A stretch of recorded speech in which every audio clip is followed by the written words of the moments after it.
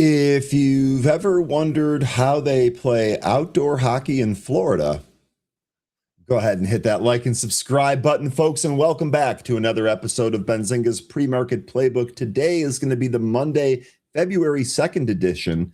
Yeah, producer, I can't believe it's February already, but it is.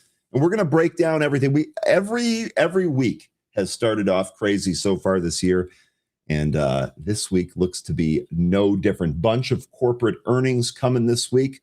We've got some news here regarding the metals market. We've got the new Fed chair being digested. We've got a lot of stuff going on. We're going to break it all down here for you. Got an interview for you here today. It's going to be a fun day. Monday is going to be a fun day. That is for sure. Benzinga's Pre-Market Playbook, the Monday edition for February 2nd, 2026, begins right now.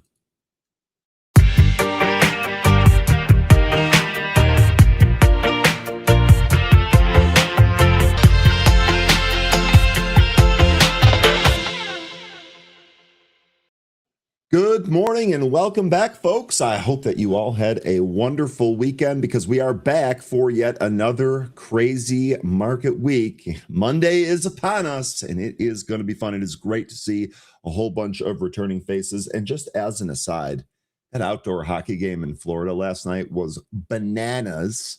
Congrats to everyone involved for pulling off such an amazing event. Looked like everybody was having fun there. I hope y'all enjoyed that.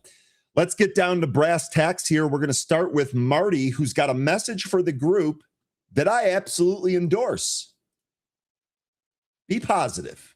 Marty, not only are you first, but you are positive here today, and I absolutely love it. This is the right energy for our group. Good morning, boss. Welcome back. It's good to see you. Big Dave, good morning. Welcome back. Ed, good morning. Welcome back. Ed says, frozen from South Florida. So maybe that's the answer to the opener there. How do you have an outdoor hockey game in Florida? Well, you wait till there's record cold, and it's actually cold in Florida. All the Floridians had to turn off their air conditioners. I'm sure they're not used to that. Nonetheless, Hope you stay warm down there. Game was awesome. Yes, that girl. Good morning. Welcome back. Zach McCracken. Good morning. Welcome back. One Stop says, good morning, everyone. Another cold day in Florida. You guys had a great hockey game, though. I'm just going to keep saying it. I don't know what else to tell you. I know you don't care. It's Florida. You guys want better weather than that. I'm sure it's coming. Azrar, good morning. Welcome back. Carlos, good morning. Welcome back. It's good to see you again. Crimp Biscuit, good morning. Welcome back. Reaching Financial Freedom, good morning. Welcome back. Brian, good morning. It's good to see you. Jane, welcome back. Good to see you. Hope you are well. Excuse me. I'm excited today. What can I say? Creation, good morning. Welcome back. Chuck, good morning. Welcome back. Rooster, good morning. Welcome back. Slydog FPS says, what's up? What's up, Slydog? And what first-person shooter is it that you play? And is it Escape from Tarkov? That's the only question I have. Thanks for joining us. Hope you enjoy yourself. Brandy, good morning. It's good to see you again. Durkus, welcome back. Hoot, good morning. Welcome back. Cam, good to see you as always. Cam says, a lot of trailing stocks triggered last week, so I've got some liquidity to throw around. Cam, just be careful. Follow your risk profile there. Don't overdo it, and you should have a great week as well. Day Trader, good morning. Day Trader, I got some questions for you about the crypto market coming up here. I want to know your thoughts. And are we buying the crypto dip? Just a little preview there. You'll have to let me know. Bernhard, good morning. Welcome back. Lambo Rolls, good morning. Welcome back. 3D, buenos dias. Are you still on vacation, 3D? If not, hopefully it finished off well. Welcome back. Happy Monday. Jim, good morning. Welcome back. Bounce Back, good morning. It's good to see you. Tyler, welcome back. Bob, welcome back. Let's go. Who else am I missing here? Lion, Metals. Do we buy the dip? There's so much stuff to talk about today. I am stoked. Robot to Trade, good morning. Welcome back. Nazarene, good morning. Welcome back. Empyrean says, be positive is in my blood. Empyrean, that's why we love you around here. Positivity will get you everything, and it makes you better to be around for others too. Keep that under your hat. Suprick, good morning. Welcome back. Castle, good morning. Welcome back. Just Some Guy in Tennessee, welcome back. Captain Cloudy, welcome back. Bart, good morning. Smita, good morning. And HK Matt, good morning. Carl says, good morning. Cool stream today. We're going to have... You better believe it. You might as well bet. Is there a Kalshi bet on with the stream if the stream is going to be awesome today?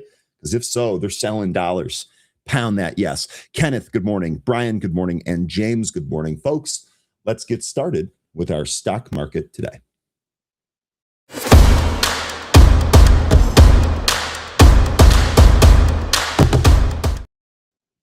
All right, futures under pressure here today, but significantly up off of the weekend and overnight lows. S&P futures down 0.48%. They were down much more than that earlier. Dow futures down 0.18% and the NASDAQ down 0.7%. But once again, all of them up off of their lows. It is worth noting that today is going to be the first trading day of the month, so perhaps we see more inflows into some of these. Will that be enough to turn them green?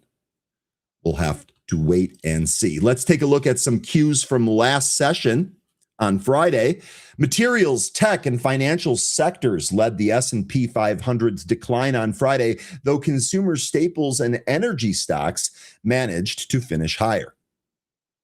President Trump's nomination of Kevin Warsh to lead the Federal Reserve was followed by a sharp sell-off in Friday's session. Precious metals, gold and silver also saw a sharp drop in their prices after a record-breaking rally in January. Meanwhile, the 10-year Treasury bond yielded 4.22%, and the 2-year bond was at 3.52%. The CME's Group Fed Watch Tool projections show that the market is pricing in an 85.1% likelihood that the Federal Reserve leaves the current interest rates unchanged in the March meeting. Of course, we'll keep track of that as a lead up to that meeting. Now, we have several stocks in focus for you today. I told you that this week was going to have more earnings, and they started this morning with Walt Disney. Ticker is DIS. It was 0.23% lower ahead of its earnings to be released before the opening bell. Analysts were expecting $1.50 per share on revenue of $25.68 billion. Now, since then, Walt Disney has reported, and initially they traded up to 118, but so far it's actually given back all of those gains and gone red. So Disney closed at 112.80 on Friday, currently sitting at 111.50 in the pre-market, and that's after giving back the gains from the earnings pop. Now the earnings are out. The adjusted EPS was 163. That did beat the 157 estimate. Sales came in at 25.981 billion. That beat the estimate of 25.74 billion. Now we also had the CEO exiting there. So the Elevating the Theme Parks chief, Josh D'Amaro, to CEO. So Bob Iger will be stepping down prior to his departure, and it'll be Josh Amaro that takes over on Disney. The next stock on our list is going to be Strategy. The ticker for this is MSTR. Shares sank 7.15% as Bitcoin prices dropped below 78,000 per coin. And Michael Saylor posted on X with the caption, quote, "More orange," end quote, suggesting Strategy may buy the latest dip. And I'd be curious to know from the group, are you folks buying that dip as well? The next stock on our list is going to be AZ. That's ticker AZZ. Shares rose 0.96% after announcing a new $100 million share repurchase program.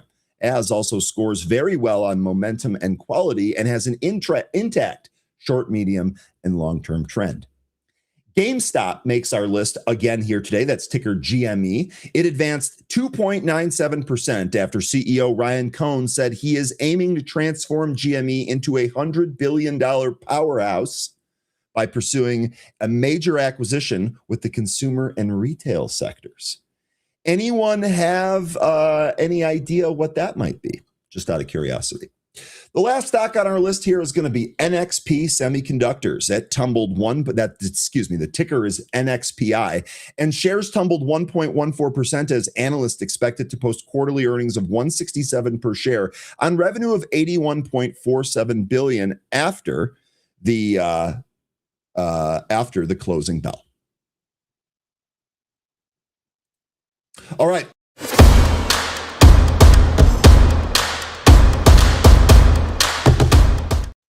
I got ahead of myself there. Sorry about that. Let's go ahead and take a look at the SPY chart. We're going to be taking a look at a 15-minute chart here today to give me an idea of where we are at. Now, first of all, key levels here. We definitely, we've been really kind of watching 690. We're below that here today. So 690, is definitely going to be an upside level. But if you take a look at this 15-minute chart, you can see right in here, about 687 is going to be a pretty significant support level. The last several days we've tested this level. We also tested this at the end of January, January 22nd, 23rd, and then again on Monday the 26th.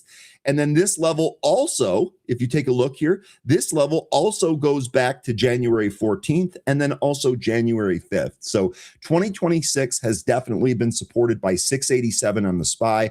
We are coming down to that. We were actually testing that level with some of these overnight earlier session lows here. So that is definitely going to be a key level here for today. We still want to watch 690 to the upside. And as you can see, if we really turn it around, our trend line is back up here by about 698. We've talked a lot about maybe the SPY making a move to 700 before it really kind of turns around and corrects a little bit. We're expecting some more volatility this year. So this is where we're sitting at. To me, it sure looks like 690 to the upside, 687 to the downside are going to be some key levels here on the SPY today. Now, let's take a look at some insights from analysts. Mohamed El-Arian, Chief Economic Advisor at Allianz, views 2026 not as a single path, but as a tense tug of war between three distinct futures. He warns that the traditional bell curve of economic forecasting has been replaced by fat tails, where extreme outcomes, both virtuous and vicious, are equally plausible. At the center of his outlooks is a Goldilocks-like scenario driven by massive AI capital expenditure. Oh, by the way, we've got some news on that we're going to cover today as well. However, El-Arian is concerned by an unsettling phenomenon, the decoupling of employment from GDP. He notes that while AI and automation may fuel growth, they could lead to a relatively stagnant labor market, exacerbating the K-shaped recovery and hitting lower income households the hardest. For the stock market, Arian highlights the rising tide of volatility and a shift towards policy divergence. With the nomination of Kevin Warsh to lead the Fed, he expects a push for modernization and independence, though he cautions that the era of synchronized global easing is over. Quote, "We are looking not at a normal distribution, but at a multimodal one. A plausible path of robust AI-led growth sits in the middle, flanked by a productivity miracle on one side and a risk-laden downside on the other." Now, we do have some economic news. Let's just take a look at what we can expect here this week. On Monday, January's S&P Flash U.S. manufacturing PMI will be out by 9:45, and the ISM manufacturing will be released by 10. Auto sales will also be announced. On Tuesday, December's job opening data and January's ISM services data will be released by 10. And January's S&P final U.S. services PMI will be out by 9:45. On Wednesday, Fed Governor Lisa Cook will speak at 6:30 p.m., whereas January's ADP employment data will be released at 8:15 in the morning. On Thursday, initial jobless claims for the week ending Jan 31 will be out by 8:30, and Atlanta Fed President Raphael Bostic will speak at 10:50 in the morning. On Friday, January's U.S. employment report, unemployment rate, and hourly wages data will be out by 8:30. February's preliminary consumer sentiment data will be released at 10, and consumer credit will be out by 3. Fed Vice Chair Philip Jefferson will speak at noon. All right, let's take a look. Let's start with some of the metals here. Day trader, you must have some type of mind meld with me right now because this is a perfect segue. I'm going to highlight it. Gold and silver moving like a meme coin now. And indeed, not the moves that you would expect out of some of these metals. I would say definitely let's talk about what do we do with some of these. We've talked about, really kind of adding some of these metals to the long-term portfolio for a variety of different reasons. Now we're getting a pullback here from some pretty extreme highs. Does this represent a correction that's likely to go on further, or is this a buy the dip opportunity? Now, some news affecting all of this. Kevin Warsh nomination as the Fed chair pick by President Trump has sent precious metals into a tailspin, potentially unlocking a massive wave of liquidity for the equity markets. The vertical ascent of gold and silver came to a screeching halt on February 2nd as the nomination of Kevin Warsh as the Fed chair triggered a violent reversal in the commodities markets. Tom Lee, head of research at Fundstrat, told CNBC that the previous rally was a, quote, juggernaut trade, end quote, that had become a, quote, vortex-sucking risk appetite, end quote. Tom Lee just doing it all with some of his vocab words here today. They wanted to take that risk appetite away from the broader stock market. As silver and gold plunged, Lee argued that this bloodbath is actually a pause that might refresh the broader bull market, releasing trapped capital back into risk assets. So again, one of the overarching questions that I'm proposing here on these moves in some of the metals is this a buy the dip? Y'all didn't have to wait here. Lion saying, buy the dips. Blazed Rhino says, buy more chips. Okay, as long as we're on the same page there. As silver and gold plunged, the markets rethink centers on the stability of the U.S. dollar. Professor Jeremy Siegel hailed the Warsh nomination as an excellent choice, noting that Warsh is a responsible, qualified man. He served on the Fed before, by the way, who will not be a lackey or a toad to political pressure. And that's strange because for the last couple of months, I was told that Trump's just going to put a yes man in there. And now it looks like he's not doing that. How about that? With the dollar jumping, the fundamental reason to hide in metals has evaporated, proving what many see as a green light for the Mag 7 and the burgeoning AI sector to lead the next leg of the rally. While commodity traders fret over the parabolic moves, Jim Cramer urged investors to ignore the volatility. Quote, maybe we should just worry about earnings, end quote. Yeah, good luck with that, bro. Let me know how that goes. Literally, the metals have been one of the hottest trades ever. We got other traders here comparing it to meme coins. We had some of the what was it, ACQ, the silver ultra short ATF, just making historic moves here. But sure, we'll just worry about corporate earnings. Nope. Okay. He emphasized that while sudden price movements are starting, they're often sideshows compared to the meat and potatoes of corporate profitability. Now, I said yesterday that corporate earnings were going to be on deck as our macro minute, and indeed they are, or indeed they were, and they will still be a huge driver this week. But to ignore the metals market and what we see, I don't know. Doesn't really seem like that's our best bet. I think we should pay attention to all of these inputs. With the S&P 500 eyeing the 8,000 mark, the consensus among experts is clear. Quote, the metals crash is not a sign of an economic doom, but a necessary reset that clears the path for a historic run in tech and cyclical stocks through the remainder of 2026. Somewhere, Dan Ives is absolutely loving this because this is literally what he's been saying for some time. If anyone wants any of these tweets from Cramer, I'll go ahead and drop this article in here. You can go through all of those and all of that. During the publication of this article, the gold spot US dollar was trading 6.8% lower at 4,534.72 per ounce. That was falling from its last week's record of 55.9546. So down 1,000 points in just a week there. The ETF tracking the gold prices like the Spider Gold Trust, ticker GLD, that was up 11.72% year to date and 43.11% over the last 6 months at the end of last week. Similarly, silver spot US dollar was down 12.27% at 74.30, down from its record high of 121.67, which it scaled last week. Just huge moves in some of these metal stocks. Just absolutely incredible. Now, let's stay on the Cramer thought here for a little bit. CNBC's Jim Cramer took to social media on Monday to explain a counterintuitive slump in the stock market, attributing the decline in the S&P 500 futures to a massive liquidation event in the precious metals.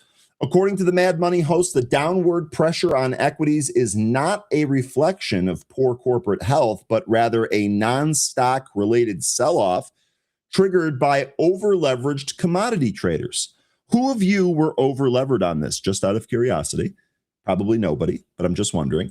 Cramer noted that investors who used borrowed capital to bet on gold and silver are currently facing significant losses as those metals retreat from recent highs. Now, I know that he's focusing here on metals, but this is a key lesson that we see over and over in the market. If you're going to trade with leverage, you got to be right, or you're really going to compound your problems. This is why, especially for a lot of newer traders here, I definitely say maybe not using leverage might be the safe way to go. Might be easier for you to trade and sleep at night, which would be pretty important. So just something to consider. Cramer says, quote, we own stocks, but we trade metals, end quote. The people who trade metals borrow money to do so. When metals go down, they sell anything that moves to raise capital, so they sell S&P futures. So what he's saying here is that one of the reasons we've seen this is because these traders just want to trade these metals, and they'll sell anything they can in order to free up capital for this leverage trade. What do you think about that? Do you think that's what's happening here? Or do you think there's something else afoot? The phenomenon, often referred to as a margin call, entertaining movie if you've never seen it, by the way, occurs when the value of a trader's account drops below a certain threshold required by their broker. To cover these shortfalls, traders are forced to exit liquid positions in other markets, most notably the S&P 500 futures, to raise immediate cash. This creates an artificial dip in the stock market that is decoupled from traditional economic indicators. Cramer cautioned his followers against succumbing to the germades of destruction, a term he uses for doomsday pundits who interpret every market dip as the sign of an impending crash. Instead, he urged investors to look past the technical noise.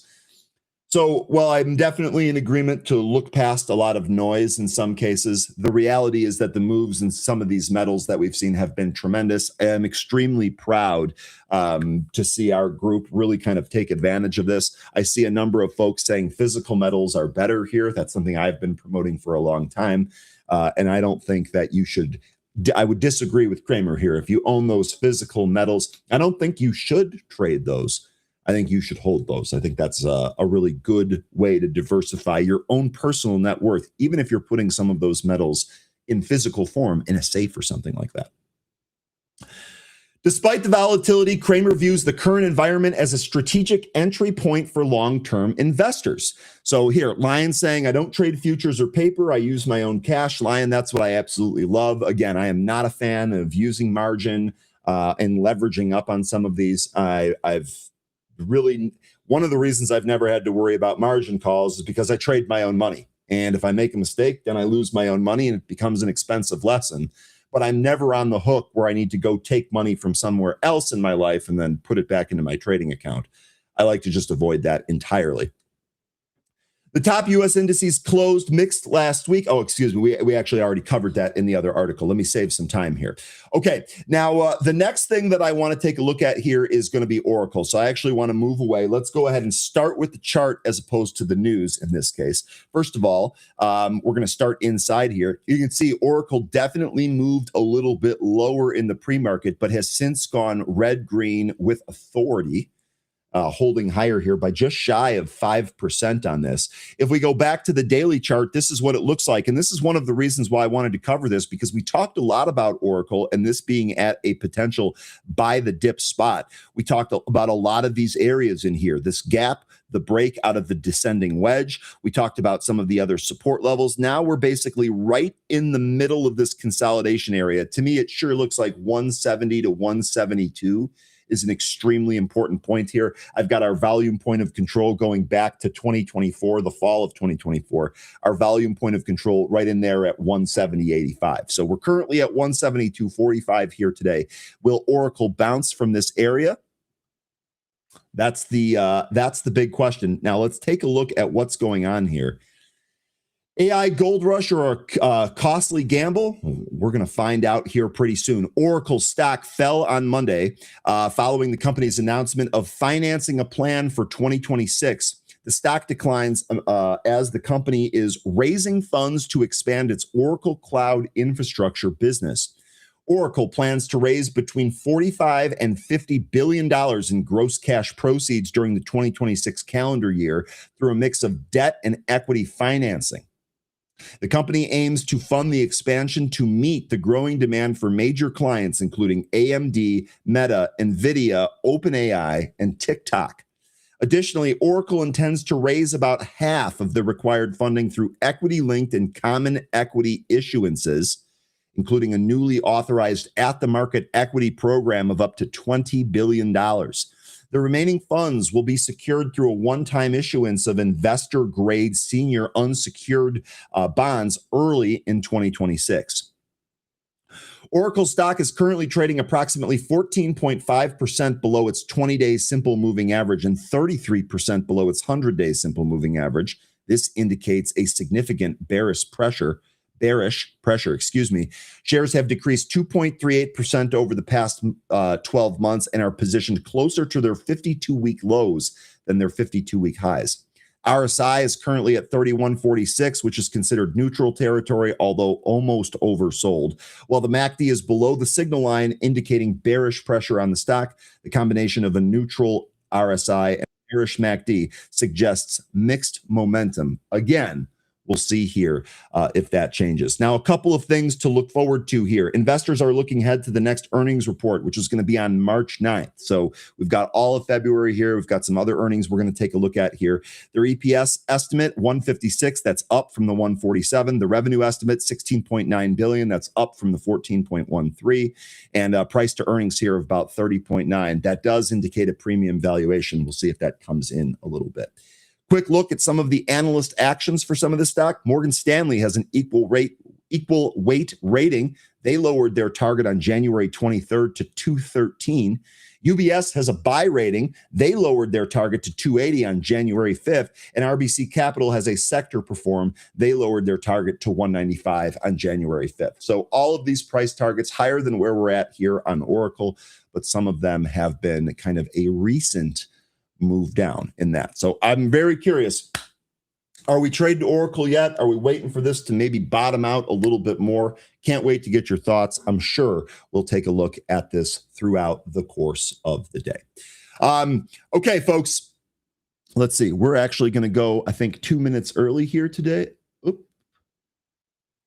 I think we're actually going to go a couple of minutes early here to our interview. I know we don't normally have an interview on Monday, but I've got a very special one for you here today. So let's go ahead and welcome on our guest, Cameron Chell, CEO and chairman of the board for DPRO.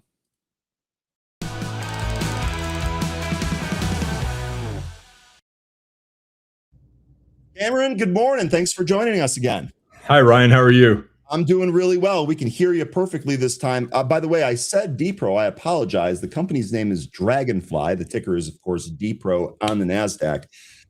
Cameron, let me just jump right into this. Last week, Northland analyst Michael Lattimore initiated coverage on Draganfly with an outperform rating and a $20 price target.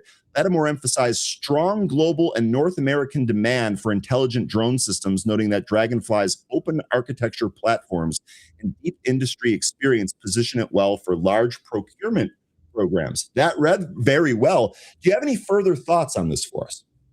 Yeah, I mean, we've spent the last couple of years really getting ready for, in particular, where the Five Eye militaries, the U.S. in particular, were leading us. And so we had some successful procurements with them over the last couple of years. And their strong indication to us was, they liked the product, they liked the architecture, they liked our integrated tactical solutions group, which embeds with units to learn their concept of operations, and then we design around that. And they said the one thing that will really help us become a fantastic customer of theirs is to ensure that we've got the ability to meet capacity. So we spent the last couple of years building that capacity out, and we're really excited now that we start to see orders dropping and we're able to meet that demand. Okay, that's phenomenal. It sounds like you're right on track there. Let me ask you just kind of more generally here, what's changed since the last time you and I spoke? Well, I think what's changed is the progression of the militaries in particular to get caught up to where they've designed their concept of operations. They're fully adopting the use of drones in their tactics, and the industrial base has been given the last 24 months plus to kind of get to a spot where the military, the Department of War in particular, is actually in a position where they're confident to start making choices around, what equipment they're going to use, what partners they're going to bring on, and who they're comfortable working with. And so now, and this isn't just applicable to us, there's 3 or 4 other really solid companies out there that are U.S. manufacturers as well that are now starting to get some orders. And so, to see us in that upper echelon, I dare even call it tier 1 of the providers into this space is what's changed. And people have been waiting, us in particular, have been waiting 27 years for this. But now it's the beginning of the drone era, which is as significant as the beginning of the internet era. Yeah, I'm wondering the same thing, and I actually have some questions for you on that coming up here. I completely agree. I think this is definitely the very, very early innings of the drone era there. Now, you kind of touched on this a little bit, but as we begin 2026 here, what are the company's top strategic priorities, and how are they shaping operational decisions across the company? Yeah, our top operational priorities are meeting the customer demand. So that first of all, that is in producing a great product and understanding their concept of operations to produce that great product. Second is being able to meet capacity. Demand far outstrips what all of the combined drone companies out there can produce right now. Now, that doesn't mean that every drone company is going to be successful. In particular, in the militaries, they're very specific about who's going to, participate in that, and they're putting us through gauntlets to make sure that we can meet those demands. It's not just a new era of drones, but it's a new era of efficiency as well. So we're, while we do have a lot of great R&D going on, we have a lot of great potential acquisitions happening, and those things, those are all secondary to really being laser focused on our customer and absolutely delighting them. So our number one priority is work hard to fulfill the orders that we've got. If we just do that very seemingly simple thing, we will be very, very successful long term. Of course, the devil's in the details with all 100%. Of these that may seem simple, but I think you're spot on there. That makes a lot of sense. Can you discuss the company's key revenue drivers today and how you expect those revenue streams to evolve throughout the rest of 2026? Yeah, I mean, our key revenue driver is our military focus. Now, Draganfly has a really long history, so we have the luxury, the luck, or the by whatever means, we're in a very fortunate position that we have a strong commercial base, we have a strong public safety base, and they're growing at a nice clip, and we're working hard at them. But the military imperative right now, which is much more than just about a customer, it's about national security, it's about holding our position geopolitically. It's a really important mission, and so that is the customer base. And so we just need to really be focused on increasing our talent and expertise around that military capabilities that we have. The leading indicator for all of this is the announcement that we've just made this morning of a very significant order for us from the U.S. Air Force. The U.S. Air Force has selected Draganfly, and Draganfly in particular, first-person viewer drones, to train their U.S. Air Force Special Operations Command units. So this is a really big win for us because it's just not about our product. It's actually a very big vote of confidence in the entire organization. Not only are we providing drones to Special Command Operation units, we're also providing the training in partnership with Del Mar Aero. And that training isn't just about how to run a stick or how to read software. It's right through tactics, concepts of operations, strategy, etc. And this is exactly where we want to be embedded. Our value just hopefully isn't in a great product, which we're always striving for, but it's in a great partnership, bringing expertise to the table with our former tier 1 operators to be able to ensure that the service and that the capabilities that we bring to our customer are second to none. Our goal is to make our customer uncompetable. If you deal with Draganfly, you're an uncompetable force. That's our goal. Okay, that's an ambitious goal. That sounds absolutely awesome, though. Let's talk a little bit about efficiencies here. What operational improvements or efficiencies has the company focused on recently to improve margins and also scale this production that's required to meet this demand? Yeah, for us right now, it's a little bit of that is a lot about future thinking. And most of that resides in our design work. So our platform, we're only probably one of 2 companies, arguably, in the world, drone companies in the world, that have a full product lineup. One would be DJI, which is a company that has 10,000 engineers. And then there's Draganfly. Now, Draganfly has a full product lineup because we've been around for 27 years. It takes years to field a drone. This is like an aircraft. So, the regulatory requirements, the liability, the amount of testing that you have to do, it's significant. So when an organization comes to us, they're not picking a drone, they're picking a company. They're picking an entire platform that they can choose and build operations around. So we're really focused on ensuring that we're future-proofing that product line so that it's always interoperable, always upgradable, always able to not have to be replaced, but can be iterated up upon it. Now, in terms of day-to-day operational efficiencies, that's a little less of a focus right now because right now it really is all about scale. This year we do have some more plants, for sure one very large plant, but likely a couple of satellite manufacturing facilities as well to help ensure that our supply chain is secure. So, and then the third, not in this order, this is actually a pretty big priority, is ensuring that our supply chain can meet the demand. From a manufacturing capacity standpoint, we're comfortable that we can meet the demand. From a supply chain standpoint, meaning the partners that we have to source and help ensure that we've got NDAA compliant parts, meaning NDAA being National Defense Authorization Act, totally secure parts for our warfighters, that they come from sources that are certified. So those would be the 3 big things that we're focused on operationally this year. I don't know that it will actually in the coming year turn into better margins, but it will certainly translate into stronger margins over the coming 5 years. Okay, awesome. Skipping ahead here, are there any new contracts or partnerships that you can disclose with us? And perhaps more generally, what catalyst should investors be on the lookout for here in 2026? Yeah, thanks, Ryan. So for the one that I just mentioned, the U.S. Air Force Special Operations Command, it's really important to note that when you have special operations buying your equipment, this is the equipment that the rest of the forces look to. Like, why did special ops pick these folks to work with? Why are they picking that product? And so to us, it's a really, really significant order and endorsement of what we're doing. In terms of catalysts going forward, in terms of the industry in general, it's interesting to look at acquisitions. It's interesting to look at product releases, and those are all good indicators.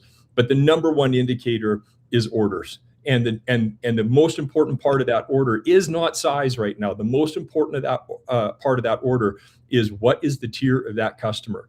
And certainly a U.S. Air Force Special Operations Command is a tier 1 A+ customer. And that's the type of things I think investors need to key on.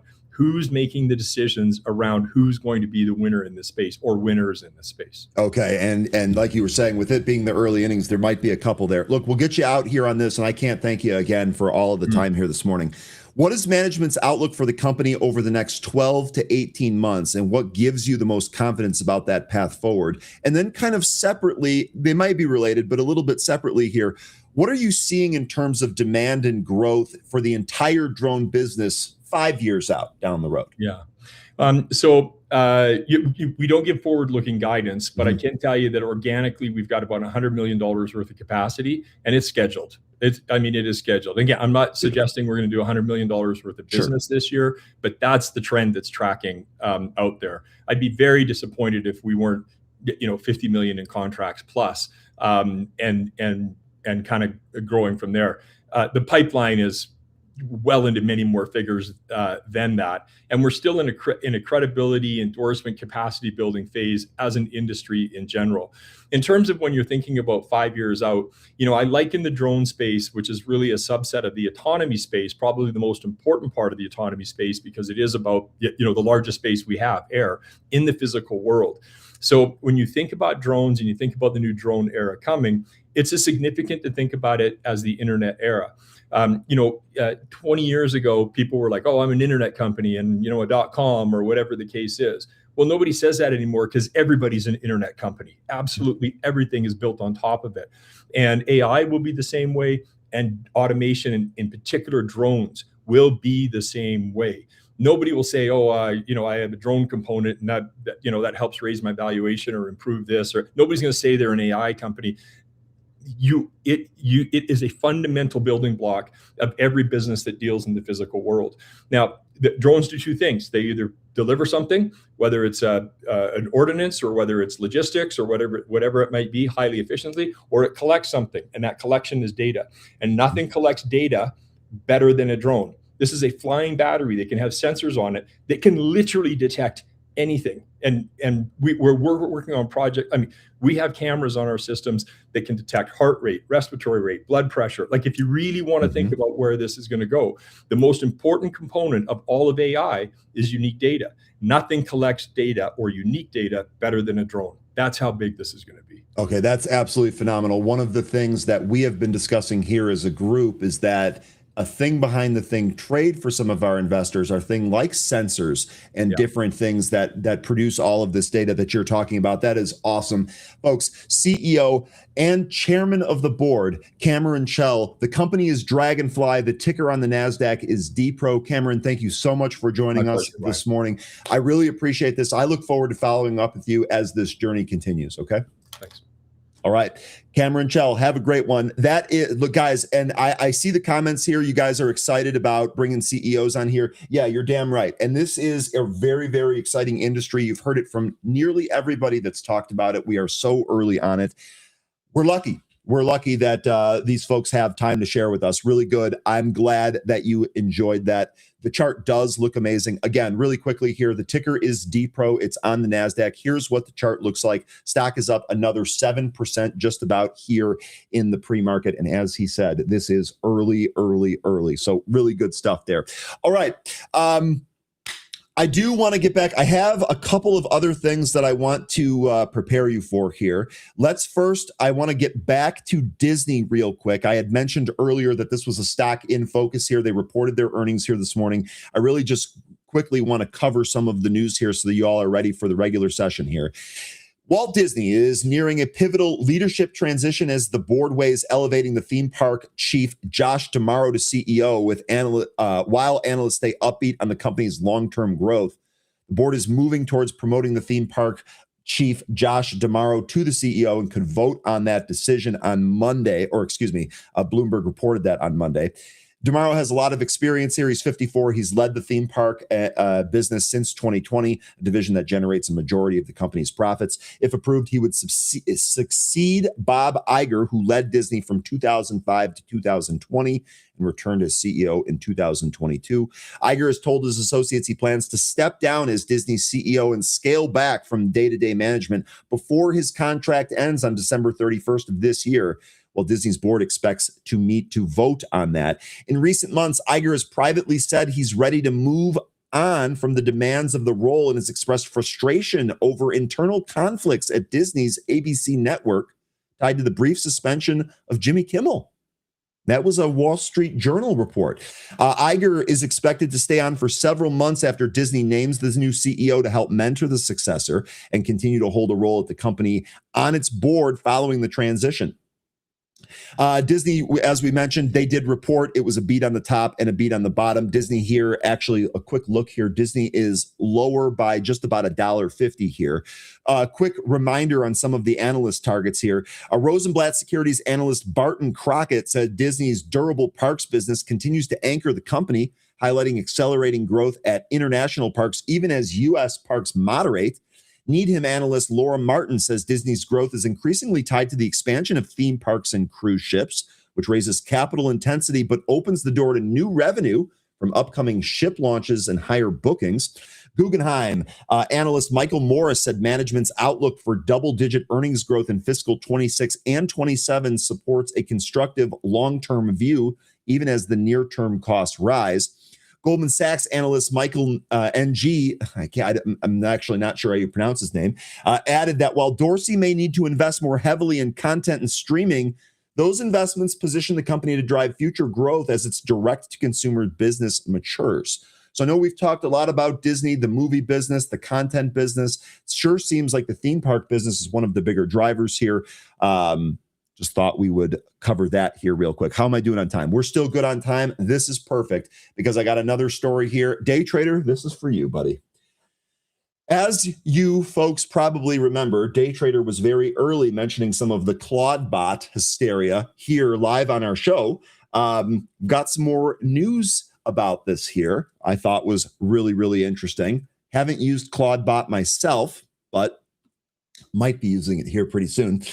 Peter Steinberger, the developer behind the viral AI agent Claudebot, says his obsession with, quote, vibe coding, which I'm not even sure what that is, became so consuming that he had to step back for the sake of his mental health. On Sunday, Claudebot, which was later rebranded as Moltbot and is now known as OpenClaw, I'm having a tough time following all these names, folks, took the tech community by storm. The AI agent runs continuously and integrates with consumer apps such as WhatsApp and Telegram, allowing users to manage schedules, oversee AI-driven coding sessions, and even create virtual employees. On the Behind the Craft podcast, Steinberger described how vibe coding, a method of using AI to rapidly develop software, put him into a rabbit hole. Quote, I was out with my friends, and instead of like joining the conversation in the restaurant, I was just like vibe coding on my phone, end quote. Y'all, you guys ever gone out to dinner and instead just coded at the table? That reminds me of that silly commercial we used to see on CNBC about people trading everywhere. Oh, excuse me, I'm just putting on my hedging trades. Okay, tell me you've never traded without saying I've never traded before, LOL. Anyway, Steinberger warned that developers can become addicted to the rapid pace and gratification of AI-assisted coding. Creating new tools can be enjoyable, but it can easily turn into a compulsive habit. He added, if you don't have a vision of what you're going to build, it's still going. It's going to be slop. End quote. AI-driven vibe coding has been transforming software development, but experts say the next major shift will come from autonomous AI agents.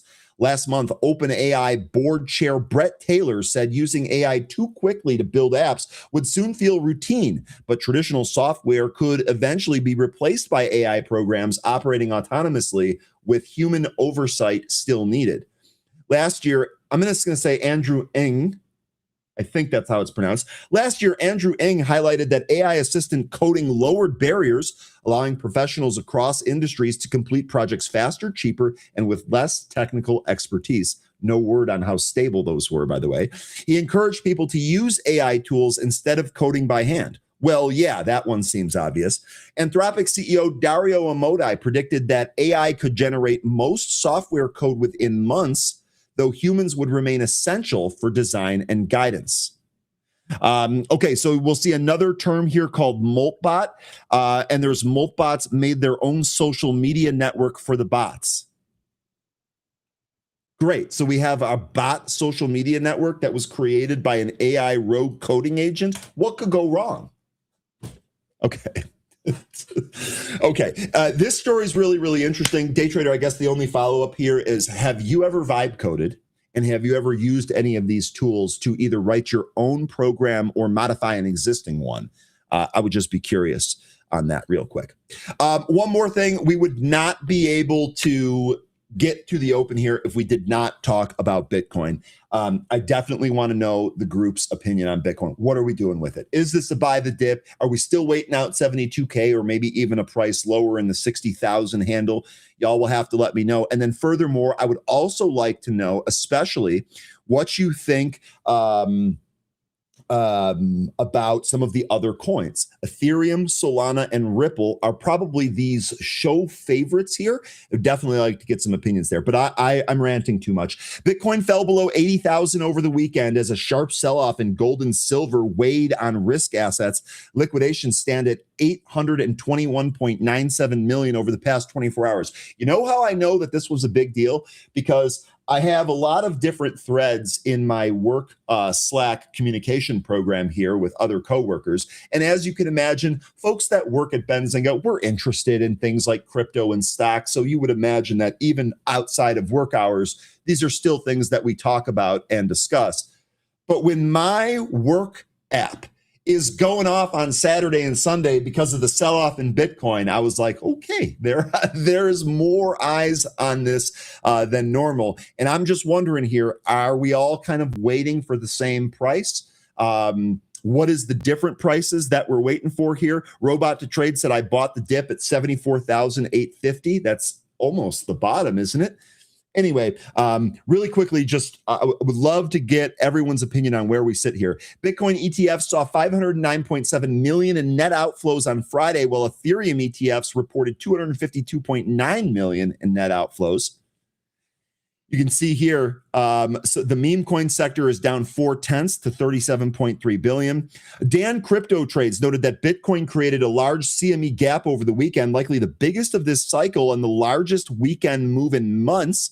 He said the gap close area near 84,000 is a key level to watch if the price reclaims 80,000. So mark that down. If we reclaim 84K is your next area to watch. Currently, futures are sitting at 78,290 here in the pre-market. Crypto chart analyst Ali Martinez says multiple TD sequential buy signals are aligning on Bitcoin, suggesting a potential rebound could be approaching. Ethereum is also at a pivotal level. Crypto Caesar, I love these names. They're just, it's better than like Bill or Tom, right? It's a Crypto Caesar. That's pretty sweet. Anyway, Crypto Caesar said ETH is testing a critical support zone, warning that failure to hold could open the door to another lower leg. Bitcoin OG trader Lucky noted that Solana has returned to the $100 level last seen in January of 2024. Day trader, that's what I wanted to just ask you flat out here. Is Solana a buy around 100? Just straight up. If broader market conditions stabilize, he said that area could offer a rare attractive entry. Swing trader Jesse Olson added that the loss of Ripple, XRP's current weekly support, would significantly increase the probability of a retest of the lower 110 region. Lion, if I'm not mistaken, you loved Ripple at 180. Do you love it at 110, or has the story changed? Again, just asking outright there. Binance trader BitGuru said Dogecoin is consolidating after a sharp drop and a liquidity sweep. While price action remains weak, he said that holding the current base could allow a bounce towards the 13 cent to 15 cent range. A breakdown, however, would likely lead to further downside. And don't think that we are going to get out of here without this. SHIBURN data showed that Shiba Inu's burn rate surged 380.5% in a single day, with roughly 4.8 million SHIB removed from circulation. So again, big moves here in Bitcoin. I was getting contacted by coworkers, not for the sake of work, but for the sake of the move in Bitcoin over the weekend. Definitely wanted to get y'all folks' opinion on all of that as we keep moving forward here. Okay, really quick, how much? Oh, we are doing so good on time. It's almost as if we planned this. I'll take that. I'll take that, folks. Let's go ahead and do our street tweets segment. Let's take a look at what some of those tweets are out there.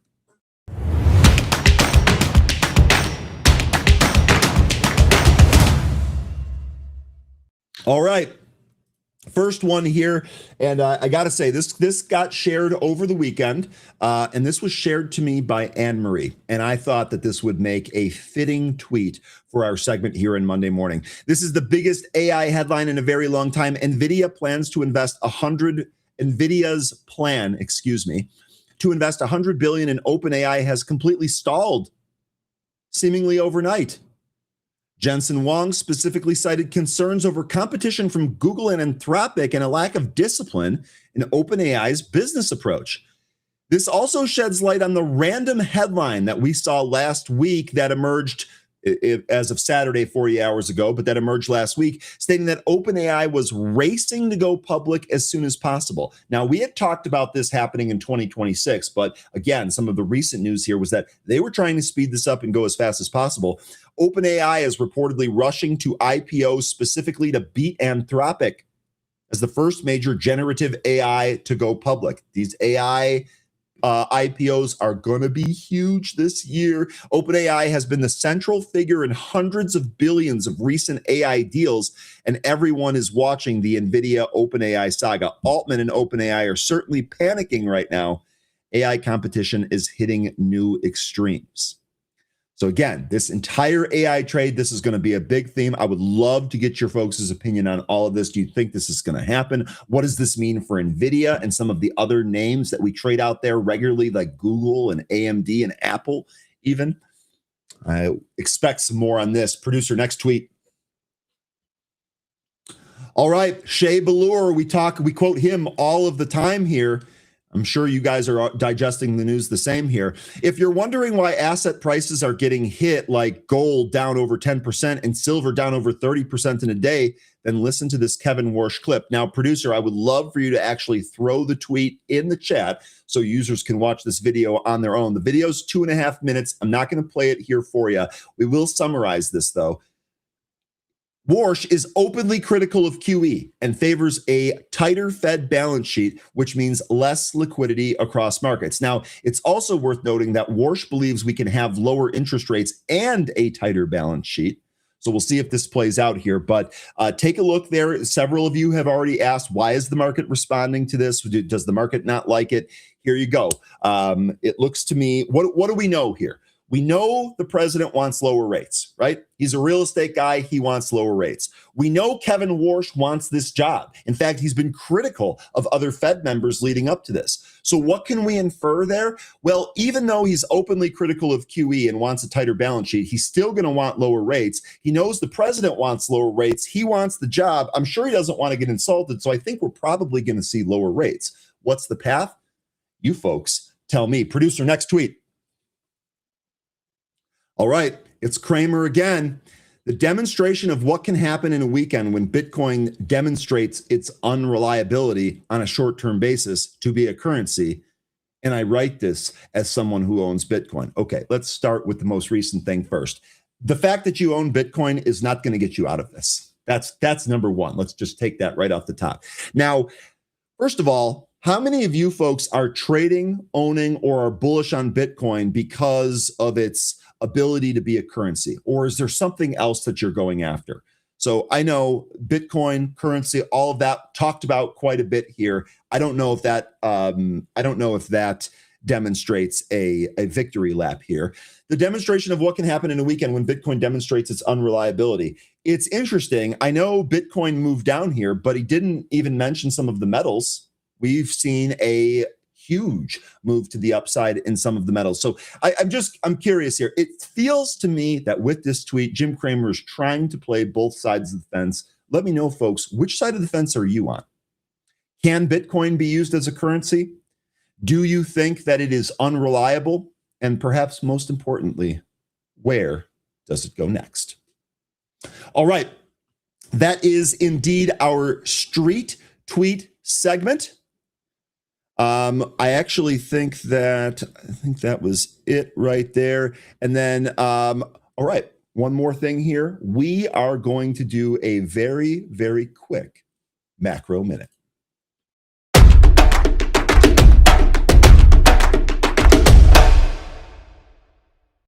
This week's macro minute is going to be the metals market. After seeing an enormous run to the upside, we saw a very quick and violent pullback.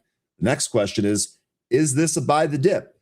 What's next here in the metals market? Is it going to be affected? Is there more digestion from the new Fed chair announcement? Where do we go next? And is this week a week to buy the dip in metals? All right. That'll do it, folks. How are we doing? Oh my gosh, we are. It was literally almost as if I planned this. We are doing so good on time. It is that time, probably y'all's favorite time of the morning. It is time for the pre-market pulse.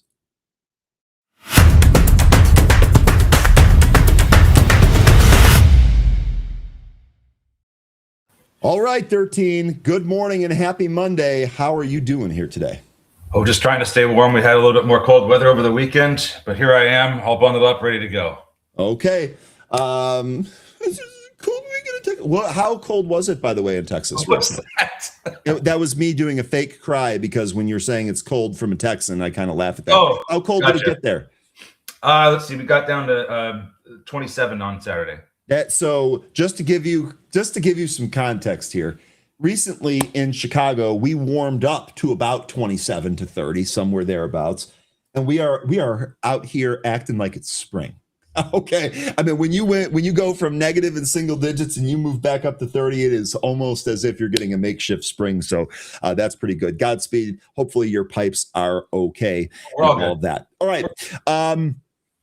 Really quickly here, I just wanted to finish something up.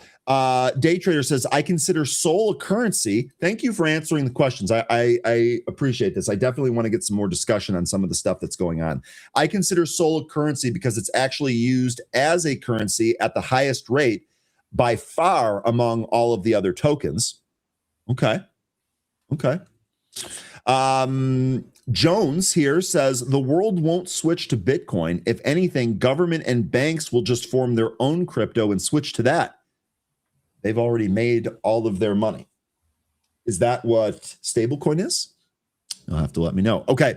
All right. Really good stuff there, though. I can't wait to see where we go here on Bitcoin. 13, are you ready to cover some movers today? Yeah, let's do that. All right.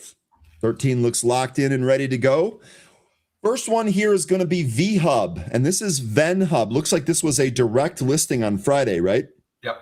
Okay, so direct listing on Friday. I'm not sure where this thing opened, but good Lord, it went up to 40, came all the way back in to single digits.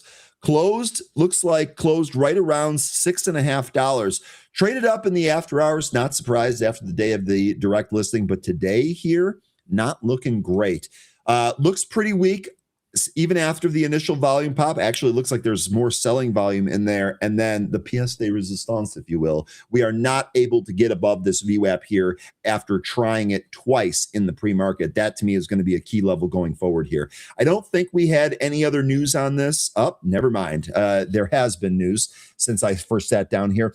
VenHub appoints former Amazon executive Ian Rasmussen to spearhead nationwide smart store expansion with a focus on strategic partnerships and enterprise integrations. Okay, so I think that the name drop there from a former Amazon executive probably going to help this. The stock is holding higher here by 76%, but as I just outlined a little bit there, it's really not been able to get back above its VWAP. It's a new issue here, so the average volume is what it is. It's 3.7 million. Today we've done 3.3 million. I don't have a float figure on this. 13, what do you have here on ticker VHUB? Don't have a float figure on that as well. Okay. Being that this is a new IPO, I don't have a whole lot to go on, but I am going to just be leaning on the price action we have so far.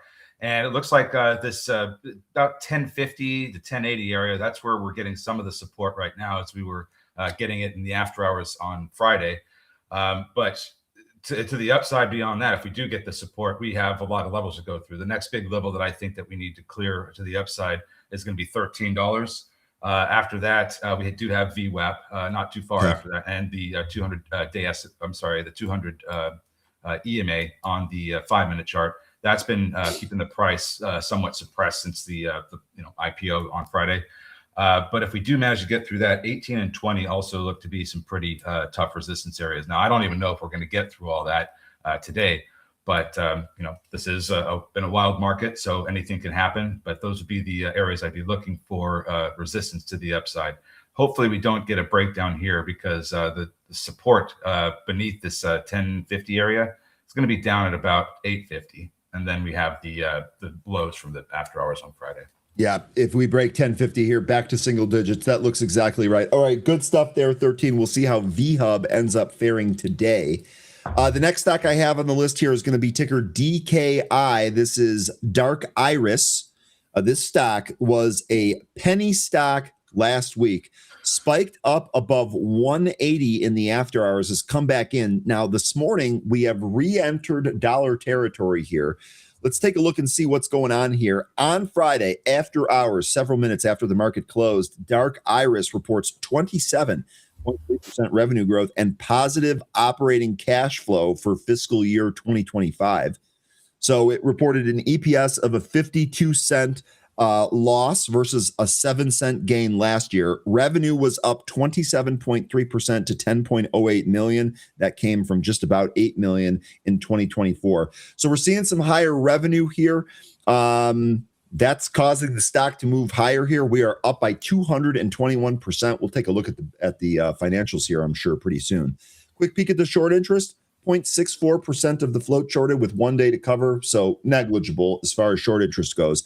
On average, the stock trades just over 1 million shares in its 100-day average. It's done 85 million here today, so clearly there's a lot more eyes on it. And the float, still low, although not micro, 13.7 million shares in the float. 13, I got to ask you, what do you think here on ticker DKI? Well, it continues to look like it's trying to push higher here, back up to those levels from the after hours on Friday. So it could continue to do that into the open here, but I don't know if it's going to, blast off and go beyond 187, the high from after hours on Friday, or if it's going to get up to that point and then come back in some more. So couple of things to watch for during the open here. But the company on an annual basis is profitable. They have very little cash in the bank, and they don't, they're pretty close to break even. But at the same time, they're not. It's not something where they need to raise capital in order to stay in operations, even though they might. I could still see the many scenarios where they would need to raise capital to further operations. But it doesn't look like at the moment that they would necessarily need that. But they are, pretty light on cash. So not going to say that they couldn't. The spots to watch for if we're going to get any downside, let's see if that VWAP holds up. We've been kind of leaning on that a little bit this morning. The 65 EMA as well, so that becomes a secondary support area just beneath the VWAP. And if we end up losing that and go down to the 200, we're pretty close to the bottom from the pre-market. So I don't know if that would hold or not, but we are getting support from that as well. This kind of, for me, this is going to be just, let's wait and see what we get closer to the open, because if it starts to look like we're going to ramp up out of the open, then we'll put a point on that. Okay. All right. Really good stuff there. DKI. All right, let's keep moving through the list here. I've got Fuse for sure, but it looks like ACCL here. This is ACCO Group Holdings. Look like this is making another leg higher as we speak. So this stock here closed at about $1.30 last Friday. This morning it is ramping. Actually had a pre-market pop earlier today, and then more recently another leg higher. I don't see anything fresh on this, so I will probably check the Twitter streets and see if there's anything else going on out here. But the last piece of news that I have is back from January 14th. A quick peek at the short interest here, 0.02% of the float shorted. There's nothing going on here. That's not going to play into the trading at all. On average, stock trades just over 500,000 shares. It's done 6.7 million here today. Float is right in our wheelhouse at 2.9 million. What do you think here, 13 on ticker ACCL? It looks like they're slightly profitable. They got some cash, so it doesn't. I mean, if everything of all this is true, it doesn't look like they are going to need to raise capital to stay in business. As far as the chart goes, this might be consolidating for the next move. I think we'll just want to see if this holds up above VWAP and basically the 190 area, I would say. If it can consolidate between there and the high it just put in around 220 and this continue to compress, we might see a breakout move coming. But I don't know what to make of this. I didn't cover this one, but those would be the things I'd be looking at first. Just keep an eye on that VWAP. If we lose it, maybe we just wait for this to settle out before we open. Yeah, I'm with you on that. And, just for sake of reference here, VWAP's at 186. We're currently doing our best to hold on to the 2 handle right there. Cam says the Twitter streets sounds like a dangerous spot. Yeah, but if you grew up on the streets, you know what to look for and you know how to handle it, Cam. So don't worry.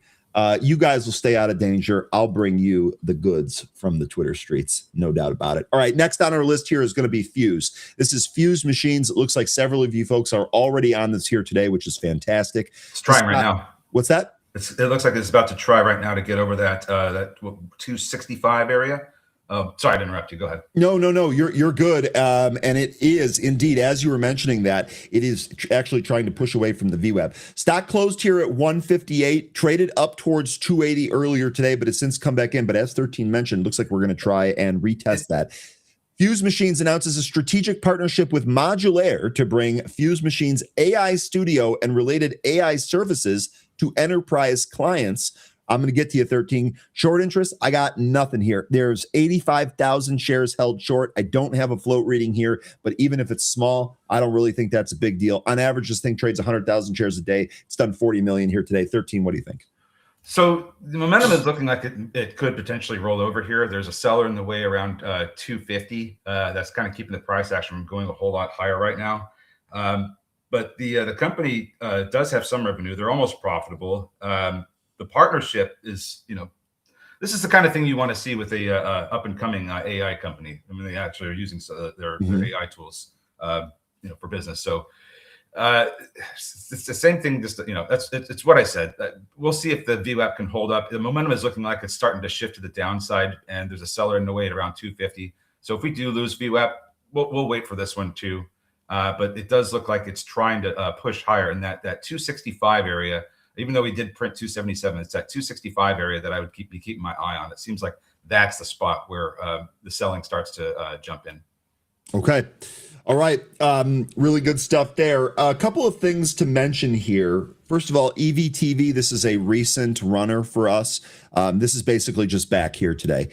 We did have an impulse move. We lost the VWAP. We tried to recapture it. We'll see. Was there any new news on this one? Let me see if there was. No, there was no new news this Monday. It was last time, January 26th. So maybe just some continuation there, EVTV. You'll also notice that Cold, KOLD, this is on the movers list here. 13, I'm a little disappointed, to be quite honest with you. Cold is, of course, your ultra-short Bloomberg natural gas fund. If you folks recall last week, I had taken a short on natural gas. I had used the very short term end of January 14 puts for that. We ended up coming back in. Then we got all this talk about how the East Coast was going to get blasted again. That all happened. Look what natural gas is doing here today. So I played the first move back down towards 14, opted not to play the second move. And damn it, the second move was probably a lot better. A massive 2-point gap down on UNG. This chart actually looks like it wants to roll over a little bit more. What you're seeing is the inverse of that here on cold. So cold is going to be one of those ETFs that appreciates as the price of natural gas goes down. This is why this is on the movers list here. 13, before I get too far or rant too much, did you have anything else on your movers? Or I'm sorry. Did you have anything else on your list that you would like me to cover? No, it's looking like it's going to be one of those days, if you know what I mean. Like we do have some of these movers in the morning, and hopefully we get something that crop up later on in the session. But I just don't have a whole lot of confidence that we're going to see a lot of great price action in some of these, but hopefully I'm wrong about that. Okay. Well, look, I'll take market prediction calls all of the time. It does kind of feel like that. One of those days. Let's hope it's one of those days where we're all like excited in the afternoon and happy hour is just the place to be. Everyone's busting out liquor. That would be the sign of a really good day here today. Really quick, next on the list here is going to be Swivel. That's ticker SWVL, Swivel Holdings. Stock is up 34% here. They signed a 5-year contract valued at $5.5 million in the UAE. That's what's driving this higher here. Swivel, by the way, technology-driven mobility company that aims to provide reliable, safe, cost-effective, and environmentally responsible mass transit solutions. I know we talk a lot about autonomous driving. Here's a mass transit solution. Stock, again, up 34%. Quick peek at the short interest on this. Negligible. 0.5% of the float shorted with 1.91 days to cover. And that comes on a mere 20,000 shares of average volume. It's done 35 million here today. Float 6.8. So maybe we get some action here in SWVL. Looking at the chart here, nice little impulse move. We've retraced about 50% of that. So maybe now, if we're looking for a potential curl up, and by the way, 13, I'd love to get your opinion on this. You might have a different view than I.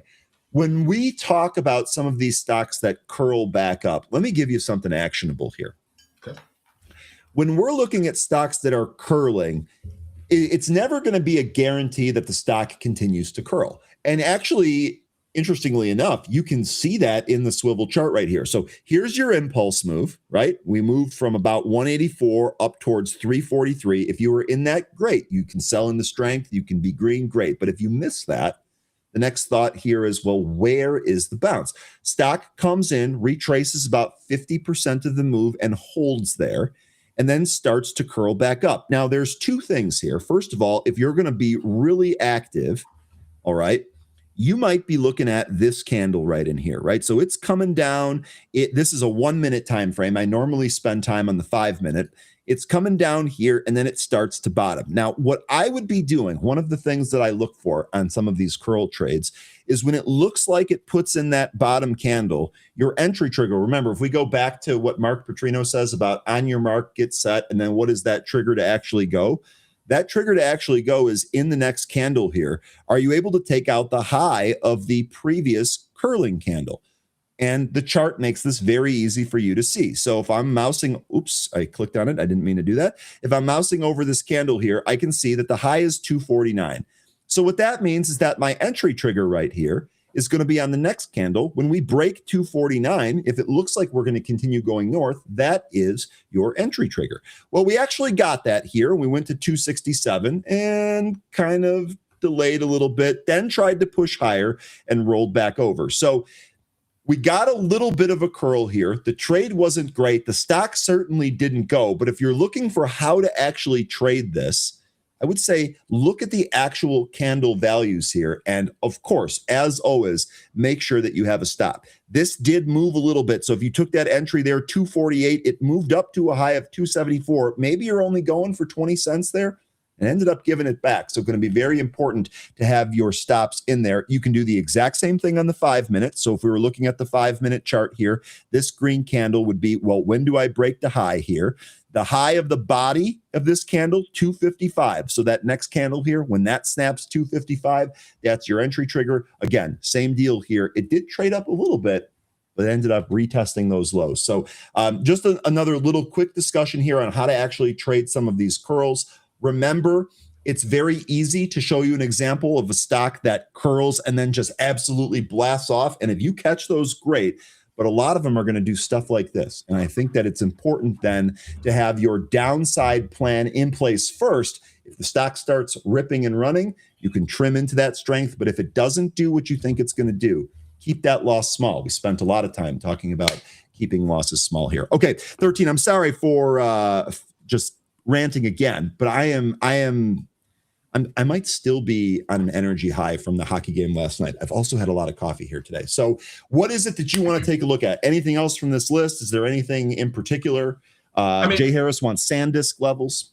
I mean, yeah, the folks are looking for SanDisk and ONDS, but just to tidy up ONDS. I'll go take a look at that. Keep going. Sorry. So your point about the 255 on SWVL. I mean, I'm looking at the price action from what is this this morning. We were trying to when we first started getting this movement, we were trying to break over that 255 area. And when we finally did, it became support. So when you were talking about different levels, but as soon as you said 255, I was like, that's the level I'd be keeping an eye on. If we can recapture that sets us up well to push through the first curl that you had mentioned that could take us up to VWAP. Also, the other thing I would be keeping an eye on is the MACD for any changes in momentum. And now that we've seen that the downside, decelerate and start to kind of level out. It seems to me like 255 is where we would want to be keeping our eyes on for a recapture, because that could be the signal to take us higher. 13. It's like sometimes we just bake a cake and then 13 shows up with this unbelievable frosting. It's like, I'm going to ice this cake. Bang. Now we're ready to go. Really good stuff there on Swivel and the actual trade plan going forward. Okay. Izzy asking, is the Ondas news good? Well, the Ondas news broke after I had started the show, and you didn't see me pull it up here, so I haven't taken a look at it. Interesting that we got some news when we also had news from DPRO here this morning. Let me take a look at this. So actually it looks like, okay, so we got one PR here regarding first-person military drones emerge as high-growth defense technology, signaling a multi-million-dollar revenue opportunity. God, it's almost like I had the CEO of DPRO on to talk about exactly that this morning. How about that? Pretty good timing, right? Wink. Also, Ondas to acquire Rotron Arrow, expanding long-range attack capabilities and unmanned vehicle technologies for advanced defense missions. Okay, so the terms are undisclosed. So number one, this is common. We'll see this from time to time. We probably want to know a little bit more about the terms of this. We're likely not going to find that out right away here. Rotron Arrow is a UK-based developer of advanced unmanned aerial systems and long-range autonomous platforms. Okay, so my knee-jerk reaction to this, Izzy, was that this is great because this is exactly what Ondas is doing, exactly what Eric told us it was going to do. They're going to keep adding more companies to build the technology stack and address all of the market there. Remember, we just had Cameron Chell from DPRO, from Draganfly, excuse me, talking about how early we are in all of this and how the demand is going to be crazy and it's going to continue for years and years.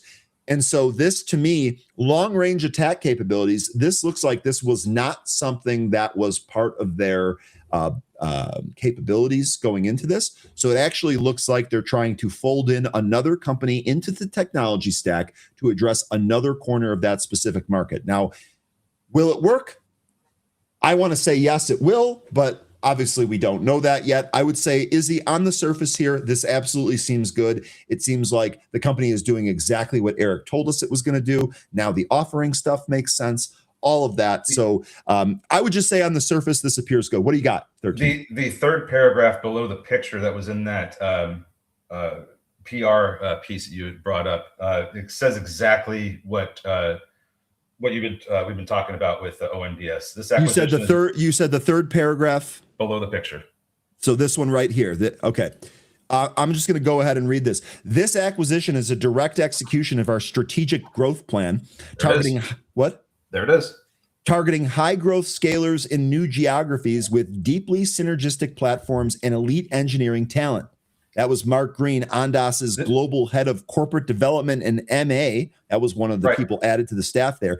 By integrating Rotron's propulsion technology and its precision platforms purpose-built for critical mission requirements, we will expand our multi-domain system of systems into a more comprehensible global solution portfolio tailored by the evolving demands of our current and future customers. 13, you are exactly right. That is exactly what's going on here, and this is exactly what Eric talked about months ago with our group. And it helps justify the capital raises they're doing, but now they need to execute on that. So this is like part of a good step in the right direction. That with all those money raising that they're doing, this is what we want to see. We want to see more of these, and we want to see confirmation that this is part of their strategic growth plan.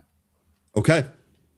All right, really good stuff. We'll see what we get here on Ondas. On the flip side of that, I know I've obviously been very bullish on that. On the flip side of that, CoinFox here says Ondas keeps falling. I wouldn't be surprised to see this thing back at $6. Well, $6 would be a longer down move than the recent one where we pulled back from that 11.5 handle.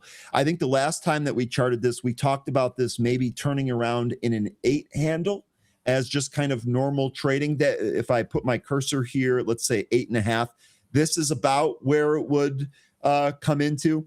I'll say this, CoinFox, if it came into 6, I would be a little bit disappointed. If it held it, great, fine. I've got more of a long-term view, sold a lot of this already. But just kind of like from my own charting and from my own kind of looking at this, I would actually want this to really kind of hold 8.50. Instead of moving back down to 6. But nonetheless, another viewpoint there. We currently have the 200 EMA on the daily right at 660. So it is right in there. And the 50-day SMA is right there at 1009. I think I would want to just wait and see what happens with that moving average, because we are getting a little bit of support from that. So if we start moving away up towards 12, maybe that's a good spot there. But I'm just gonna wait and see what happens with ONDS.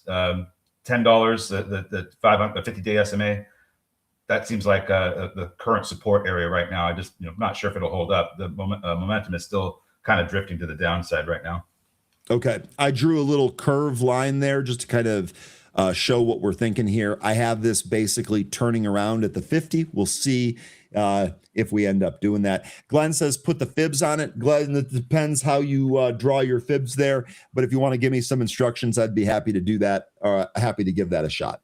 And then also one more thing, we had this trend line here. If Ondas keeps going down, I have that trend line pretty much bottoming in an 8 handle as well. So just kind of more, I would rather it not go down to 6. Obviously, I can't control what it does. This is why we always focus on our risk more than anything else. Kind of let the winners run there. So good stuff though. Good discussion. I'd appreciate that. Appreciate the shout out there that this thing has some more news. Okay. 13, is there anything that you would like to take a look at here that we have not yet covered? Well, did you cover SNDK? Because we were getting asked about that. You know what? I didn't, and that is a perfect thing to cover because I think these are going to be back in focus here again. Here is your SanDisk chart. 13, I'm going to have you start with this. I'm going to leave it on a daily and step away, but I'll be right back. Okay. I mean, the only thing I really got to add to this is like, yikes, what a day that was on Friday. Kind of wild price action, gave back everything. Still ended up closing higher, but we are still elevated at this level. So, I don't have a whole lot of enthusiasm about this, ripping higher. Not going to say it can't, because these things are wild, but it's looking like there's been the start to some selling, and I don't know that we're going to necessarily hold up here. So I would say let's see if we can get above and hold above 600 for the day. If not, then I think that we could probably start looking to more downside, because this thing has been super extended, and the RSI is almost 85. I just get the sense that this is going to have to come back in. 500 is going to be a support area, as is the 20-day SMA down at 440. But that's, just look at the chart here. This is looking like it could either go sideways or just kind of melt down into some other support areas. 500, maybe 550 could also be one, I guess. But 500 looks pretty robust there. And so does a 20-day SMA. Silver still bleeding. Yep. And it's probably gold's probably gonna gonna fly away. So yeah, SNDK. This one, I don't know that we're gonna maybe go a whole lot higher. It's still, like I was just saying, it's still very extended, and I was looking at 500 and 440 as the two next major downside areas. Okay. Good stuff there on SanDisk. We'll see what we get here today. Look at this candle, dude. I can't help it. I can't help it. I see it. And we could rip up to 700, but I don't know that we will. It's just that we're so extended, and I get the sense that we're just kind of weakening a little bit with all the AI news and now the open AI stuff. So we'll see what happens, but I'm not a buyer right here. That's for sure. Okay. All right. Good stuff. Super saying, Ryan, is there any ETF which supports both Bitcoin and Ethereum? Well, you're quizzing me early on a Monday. You know what? I almost want to say Lambo. So maybe this is not exactly what you're looking at, but LMBO, Lambo, this is Directions Daily Crypto Industry 2X Bull. So this is levered to the bull side, and it's more than just Bitcoin. But you know what? This is going to be more than Bitcoin and Ethereum. And I think what you were looking for is only Bitcoin and Ethereum. You'll have to let me know on that. Brian here says BTF. That's CoinShares, Bitcoin, and Ether ETF. There you go, Bri. There you go, Bri. And then Lions here saying BITO. That's not the Ethereum that you're looking for. That's just the ProShares Bitcoin ETF as well. So, okay, good stuff. 13. What are we? Less than 2 minutes till we open here? Yep, minute and a half. All right, so I got a quick check-in on the VIX here. VIX down 1834. Now that's interesting because this is basically, it closed just beneath that. It was. I show a high here of 1996. So this is once again where the VIX, the last time the VIX traded up to 20, it got right there, maybe a penny or two shy and reverse. And it looks like so far that's what we're getting here. Also, reminder, first trading day of the new month. We are expecting some inflows here today. Right. Will it hold? Will we reverse 13? You got any thoughts on that before we open? We might get like one of those early morning pops, and then it could fade. Okay. We'll see what we get here. Let me move over to the main workspace. We'll get ready here in Pro for our opening today. A couple of stocks that folks wanted to look at were Rocket Lab and Microsoft. Okay. Microsoft could still potentially go lower, filling that gap that we've outlined. That gap kind of fills down around 395. So just be prepared for some more downside here. It is getting some pretty good support from the 420 area for the time being right now. And then let's see, we got 15 seconds. Rocket Lab. What's going on with Rocket Lab? So this coming in on, so it's right at 80. This is a support area. So would like to see this hold up, but there is some other support areas down in the 70s and even the 60s. So next support area, I would say about 74. Here we go. All right. That was perfect timing, by the way. We are open. Nice job, 13. Thank you. And nice job. DKI pushing higher out of the open, running into some sellers. It looks like there might be a bit of a trend line that's trying to push up to, if you lose the two highs from the pre-market. Big seller stepping in the way now, trying to push this down. I'm just going to draw this upside trend line here on those highs. That'll give us a target at least. Yeah. So we'll see if it can we can get above 120. Seems to be the resistance for the moment. Marianetta, good morning. It's great to see you again. Marianetta's asking, do we have any thoughts on Palantir? So I'll be honest with you. I'll start here. I don't really. First of all, earnings are today after hours. This is probably going to be one of the biggest reports here. I still love this long term. We are kind of at the support level. It looks like it's held. I don't feel great about this prior to earnings 13. I don't know if you do either.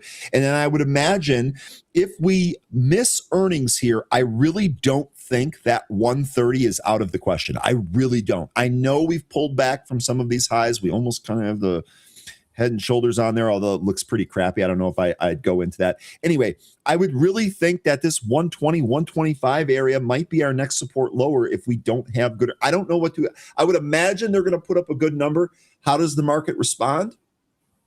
No position for me. This is a good question for the group, though. If anyone has thoughts on Palantir prior to today's earnings report after hours, would love to hear it. Yeah. I'm a little concerned about this. I mean, the pattern. I'm sorry, the chart looks bearish to me. It's trying to recapture some of this consolidation from August of last year. So there's a supply zone above it right now. That might prevent it from going up higher. And also above that, you have the 200-day SMA, which, this will be the third day below. Actually, no, I'm sorry. This is the fourth day closing beneath. That could be closing beneath it. So this is not a great setup here. If we try to come back up to 160, I get the sense that we're going to see rejection.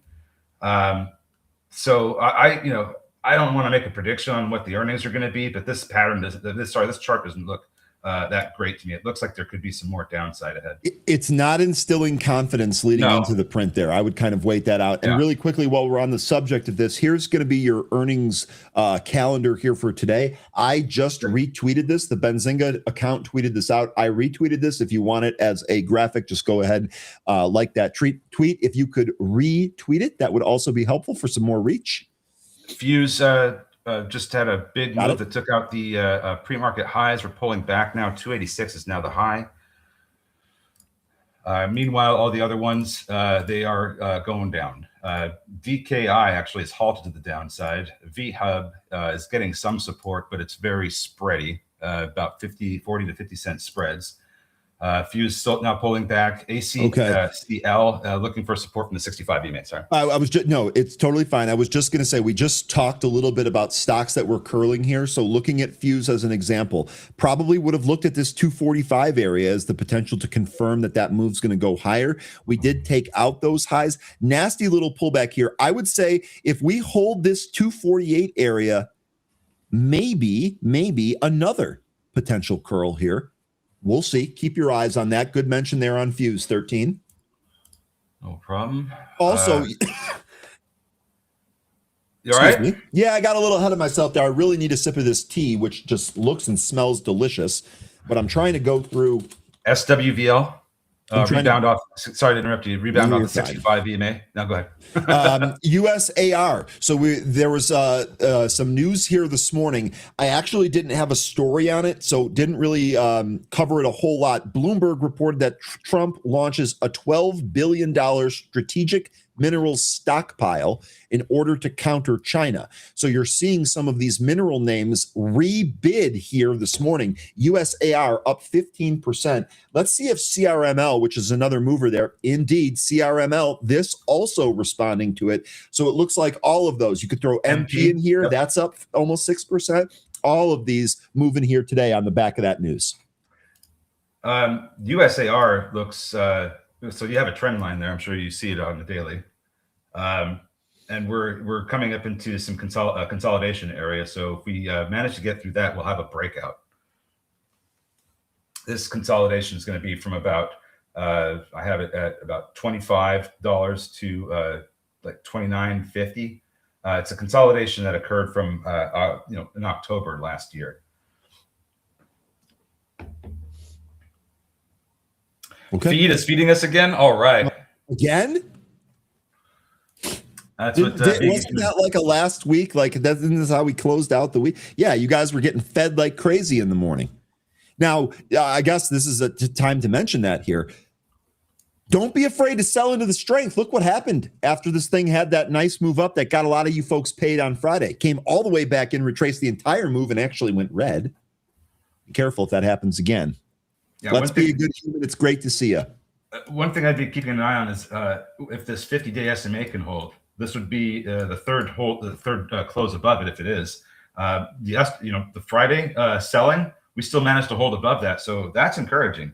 It also looks like $3 could be a good support area as well. So let's see if we end up getting that today. Resistance is going to be, looks to me like it's going to be about 4 to 5. There's just a whole range in there where you're gonna run into some sellers. So that's what I would be keeping an eye on, that whole $4 to $5 range if we get up there. But it's encouraging that we're holding above the 50-day SMA.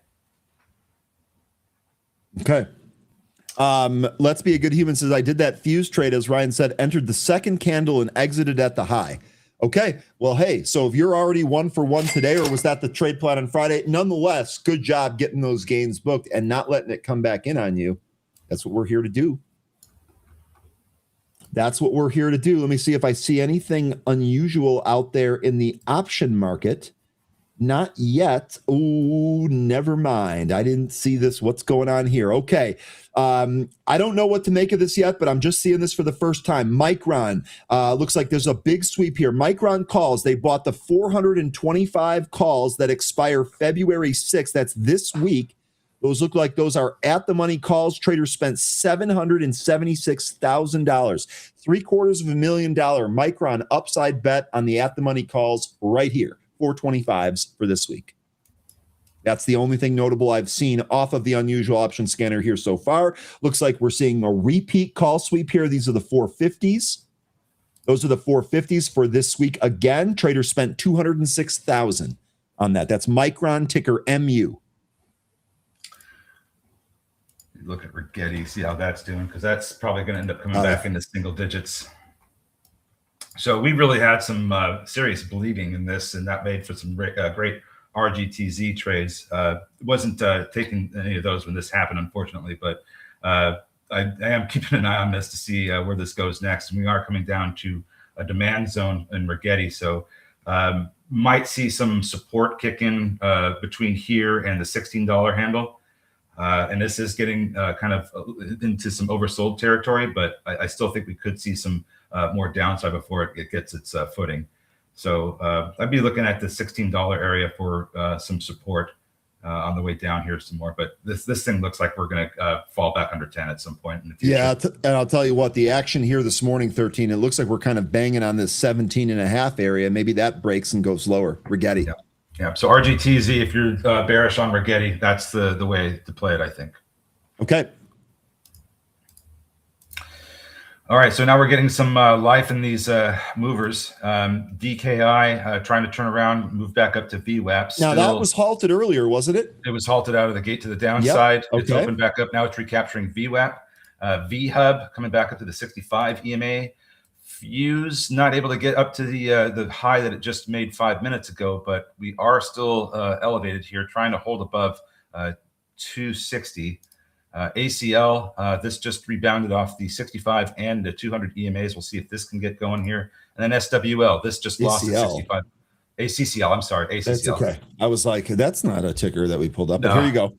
Yeah, so ACCL trying to recapture some of those larger moving averages. And then SWL, this just went down to its 200 EMA. Okay, here's some more meta calls. So this one's interesting here too. These look like meta in the money calls. So trader bought 200 of the 700 calls. These expire in April. Trader spent nearly $1 million on that, $915,000. Meta, big sweep there. Those are the 700 calls for April on Meta. All right, well, so here we go with SNDK. I was looking for this to maybe come in some more, but I also said that this could just keep on going and do crazy stuff. Here's some more crazy stuff, and it's probably likely on the heels of the Micron options relationship trade there. So we'll see if this can get back up to some of those highs. It looks like, what is it, almost 680?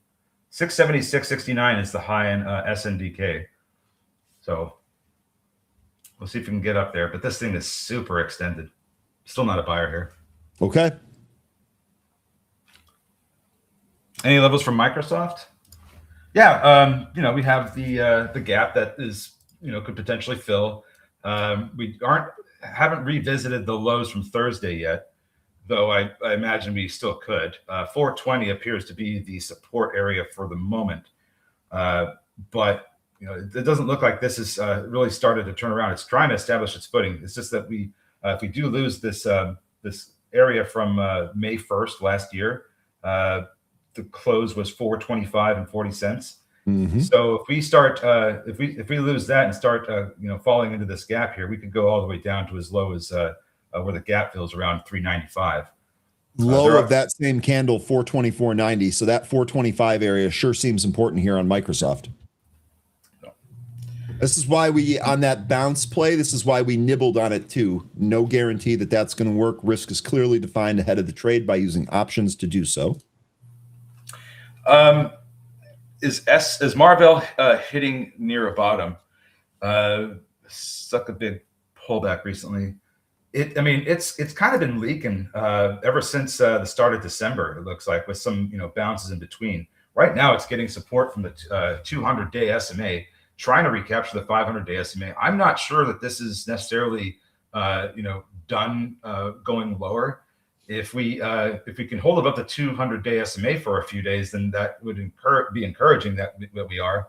But this loss of we were holding above the 500-day SMA for two weeks or so, and then today we just lost it. So that's not a great look.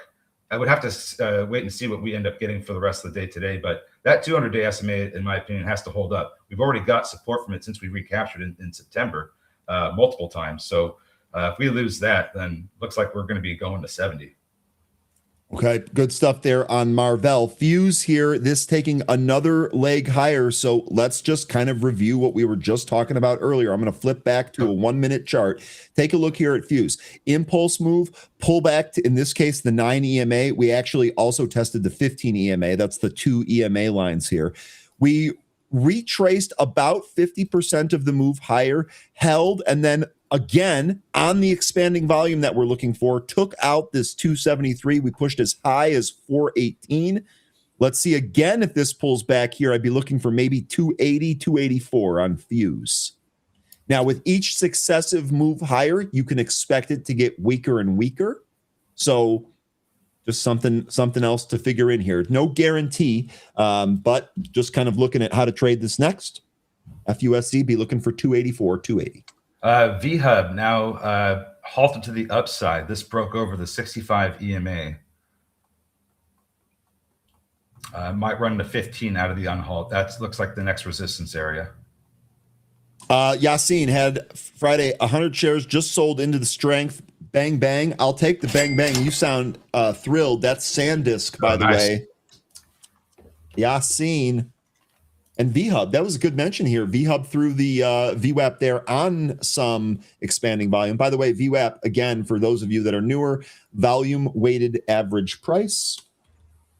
I know we use terms around here quite a bit. Very important moving average, or very important indicator. I would completely agree. One of the most important, in my opinion, for intraday. Izzy mentioning Netflix here. Netflix also, by the way, look at this move here, right? So another impulse move. Again, we pulled back. 15 EMA is the support. Again, a 50% retracement from the impulse move. Then it curled back. This candle right here, we broke back above that 83.80 high. Now, we didn't get the volume to really expand, but the price continues to march north here. This has me wondering, Izzy, is that low 80s? 82 to 80, is that support area holding here? So far, so good. I guess if you wanted a little bit more confirmation here on the daily, you're probably waiting for an 87 cross. Let's see if we can close above that 87 level. But as far as a day trade, Izzy looking pretty good here. In fact, I'm going to give you a register ring early on. Oh, it's a day trade. Well done. Actually, well done. Fuse, new highs. Sorry, 13. Right. I was just, this didn't quite pull back to the level we had talked about. We were talking about 284 in there, right? Yep. Did not quite do that. Just set some new highs. 350 popped above. Grats to anyone that has that. 356, your day high. Yes, we just cleared the 65 EMA on the daily. If we can continue higher, I mean, you want a dumb level? We have the 200 up at 670. 670. Almost a 2x from here. Okay. No guarantee it goes there, but no, that's why we call them dumb levels, but you might as well be prepared for it. DKI, by the way, that's halted to the downside. It closed beneath the 65 EMA.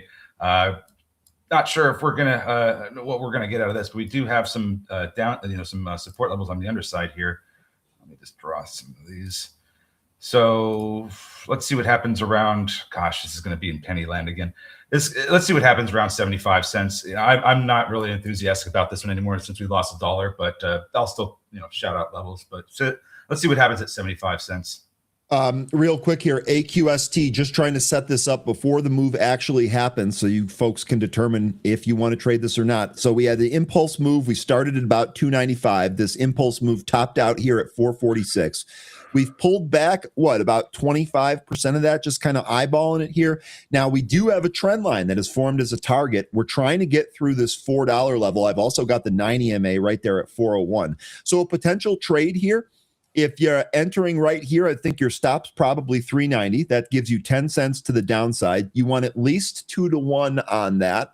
So you'd probably be looking at 420 for the upside, 425, your possible break spot, 450, the next resistance after that. So for a potential trade plan here, entry at 4. I'm not advising anybody do this, but just kind of looking at the chart. If entry at 4, stop probably 390, 389, and you'd be looking for 420 plus. So the daily chart on AQST is quite interesting. If we do get up into that area past 415, we're gap filling. We're going to be in that gap fill area. It's interesting too because this area that we're currently in, we're dealing with some overhead supply, from the 2020, the past summer. This is where a lot of people were trying to sell following that gap. When it tried to recapture the 500-day SMA. Here we are back at that same area where we could see a bunch of sellers. But if we manage to get through all those, then there's that potential for the gap fill. Okay. So really good stuff there. AQST. Yep. Nope. Really, really good stuff to look at there. Jay saying optical names, all green here, lists several of them. CIEN.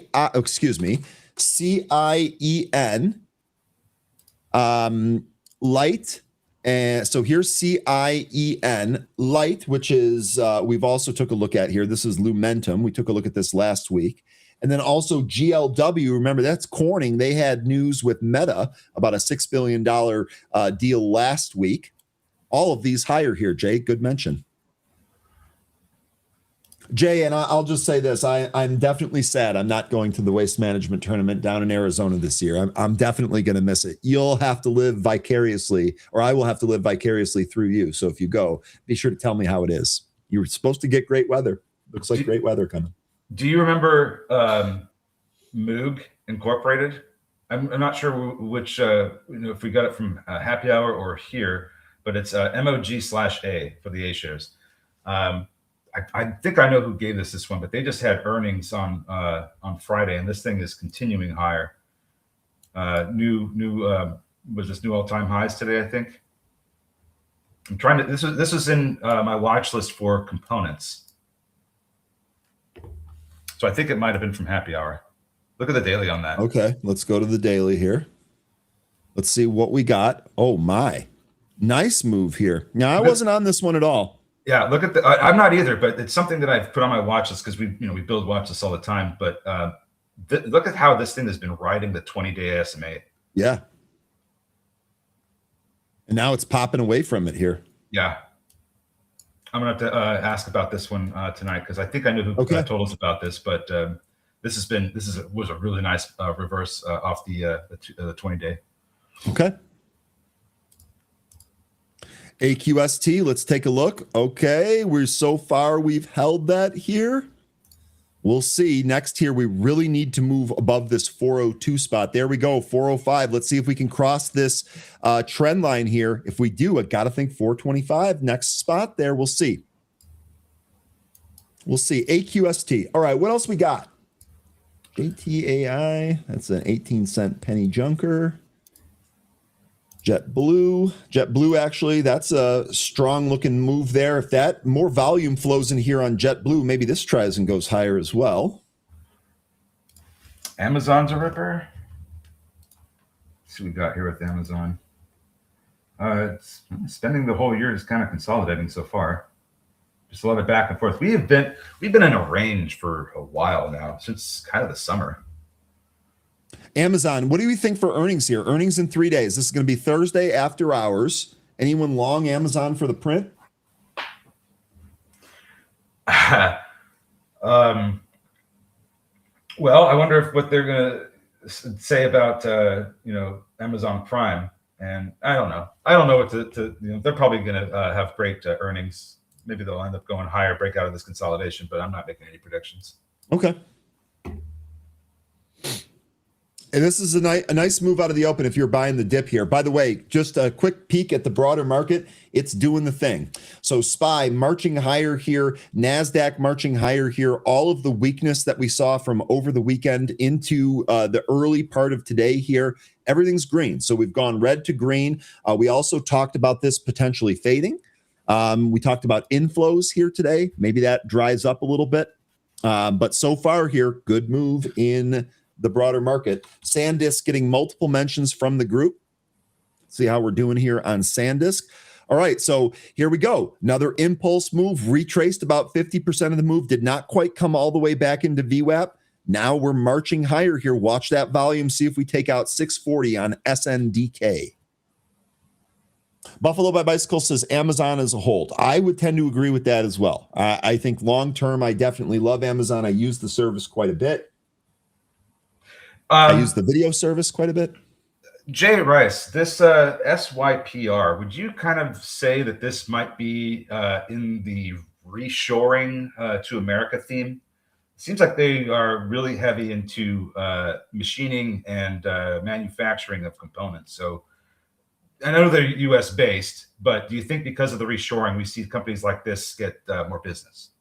So SPYR, SYPR. Sorry, that's my fault. I just butchered the ticker. That's all. Excellent. Thank you. I'm going to add this to my list. Pretty good looking daily here too, actually. See if we can retake 4.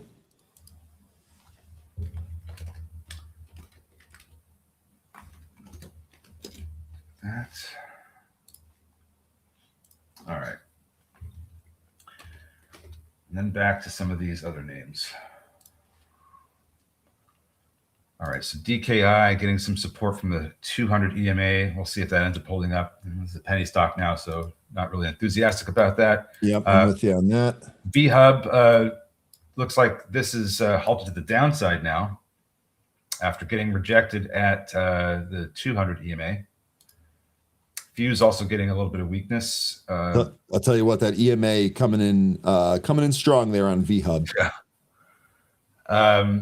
SWVL, this is getting some swivel. This is getting some support from, well, it's getting a lot of support from the 200 EMA right now, but with those other moving averages and indicators bearing down on it, it looks like it's going to end up pushing the price through it. Fuse here, 280, 285 might be that spot if it comes in. See if it holds there. RKT, this is Rocket. Remember, we had some news about the RESPA violations last week that really kind of sent this stock tumbling. Looks like it's actually trying here today. 18.5. Your price there on Rocket. UNH calls getting bought here, but these are quite small. UNH is curling a little bit here today. Yeah. UNH looks like it's going to still end up filling the gap to the downside to me.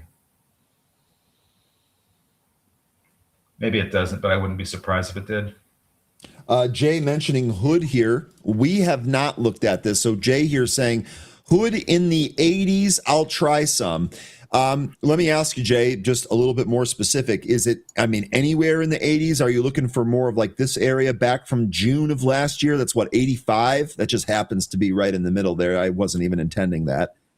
Let me know if there's a spot just anywhere in the 80s, 85, a little bit more. What are you thinking here on Hood? I would say maybe 85, you get some support. Not that it's going to, I don't know that it'll be like the kind that reverses the price action, but it looks like the kind that you could get a bounce, Sure. It is getting very oversold on the daily. And here's the other thing. Like if this continues into the earnings, you might get a good earnings rebound. So just more weakness into the earnings. Lion says Hood's buy at 85. Joe said Hood peaked when Bitcoin did. That makes me wonder if Bitcoin's going to firm up. Well, Izzy's asking, Ryan, did you buy anything? Yeah, I did take that AQST trade that I took a look at. Stop there, 389. That's a good point about the Bitcoin, because we were also talking about coin, and these companies hold Bitcoin. So if Bitcoin goes down, so do their valuations. because of their holdings.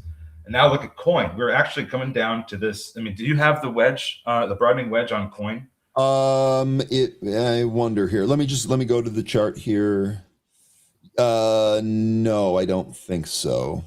No, Yeah. I just have these two top trend lines. Do you want me to? Looks like it starts back here in 2024. You could even go back to 2023, January 2023, draw it through the, just, and to make it easy, just draw it through the April 7th, the Liberation Day low. I'm gonna let me go back to my other chart here. First, Okay. I'll see if I have it on here, and then also see if I have some more of those candles that you're talking. Up. You already have it. Was gonna say, I think I've already got it here. 13. There it is. There it is. So just this broadening wedge, we should see some support here, unless this broadening wedge is going to finally resolve. Because if the broadening wedges, when they rise like this, that's bearish. And if we break beneath the lower trend line, then we're going to start hitting some of these levels that the price was reversing. So if we fall out of the trend line here, I would say that 150 is going to be the next spot for support in coin. Now, if we reverse and start coming back up, then we have like 200. We have the 20-day SMA that's going to be resistance. So that's what I'd be looking at here with coin, is whether or not we reverse off this trend line area. Okay. All right, good stuff there on coin. Ryan, good morning. It's good to see you. Ryan mentioning silver still going down. I had asked earlier, is this move down a buy the dip, or is this a waited out a little bit more? I don't think that we're going to, we could still go lower, but I don't think we're going to go a whole lot lower. So are you a buyer of the dip then, 13? Well, on silver? No, because I already own it. Okay. Ondas Red, indeed, that has pulled back here. Actually, it looks like the market pulled back a little bit off that impulse move as well. So we'll see if we, again, I've been mentioning all morning here, we are expecting inflows early. We'll see if the market can hold it. Market pulling back. It's not just some of the smaller names. Apple strong, Amazon strong, Netflix strong, amongst some of the names that we have talked about. And by the way, VIX pulled back from the 20 spot to the 17 and held there. RGTZ is going, as Rigetti and a lot of other stuff is weak. It's like Bitcoin is also losing some altitude here, coming down. Bitcoin, 13. Bitcoin looked like it was going to try and recapture 80,000, but it stopped at just above 79,000 and reversed. Yeah, red wire down to a 200-day SMA. Everything's getting hammered, especially the themes. This is, not surprising. Now, Redwire, this is interesting. This is back to the lows from the end of January 26th there. So that entire move from 10 to 15 is basically evaporated. Mm-hmm. GameStop, this is one that we talked about earlier. Let's see how GameStop's doing. Wow, GameStop highs. So it looks like a little bit of a dip and rip there on ticker GME. And again, some news here on Friday. Ryan Cohn targets a $100 billion valuation with a big acquisition planned. I don't know if you guys have any thoughts on what that might be.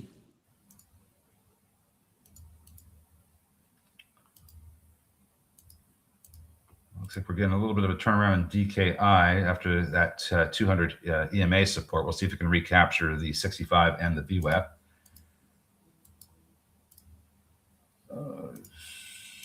What else looking good? Nothing's really looking that great. This is the short ETFs,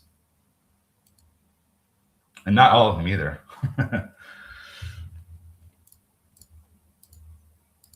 So here's your ZSL. This is your pro short silver. Looks like 280 is going to be the top there. We'll see if this breaks 280 on that, if silver keeps pulling back here. Microsoft, that's actually holding right at about 430.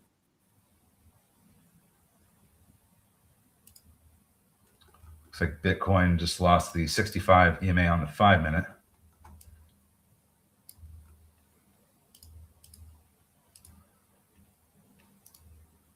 Don't see anything interesting on the Twitter streets. Not really. Yeah, that Bitcoin pullback still happening. Is he killing it in ZSL? That's the pro short and silver. So Izzy, with you being the entry being 151, are you just watching the momentum in the silver spot price? Do you have a target on ZSL itself? Is it just kind of feel? What's the exit plan on the on that really, really good entry from last week? And man, you must have got that on Thursday, right? Maybe even, yeah, it must have been on Thursday. Yeah, we didn't even print that low on Wednesday. No turnaround here in a lot of these movers. Swivel still going lower, as is ACCL, getting some kind of a rebound in DKI. We'll see if we can recapture the 65 EMA and the View app. That might be a bit tough for it. But a lot of things just, going down. Not a whole lot going up. G-Man says, I closed all my positions on silver the week before. Those were those long positions. Are you looking to short or are you looking to rebuy? What's next is what I'm trying to get to there for silver for you. Or for any of the metals. Breakdown in AQST, stopped out of that trade. That curl did not materialize, even though we had the makings of it. Amazon still pushing the highs. Apple still at the highs. Actually, let's take a look at that Apple chart real quick. James, now, with the gap that could fill here, we might run into some resistance around 125. But you got yourself into a gap fill here. So service now is turning back up after, being really oversold too. So I would say you could potentially get at least 125. I don't know that we're going to completely fill the gap today, though. Apple here, this is actually pretty interesting. So Apple with a nice move, that bounce off of the 245, 200 EMA, man, oh man, almost 20 points in relatively short order. Part of me wonders here, 265 might be that next resistance area. Where's Tenzin? The 50-day SMA is at 268. So maybe 265, 268 on this bounce back up as a potential spot.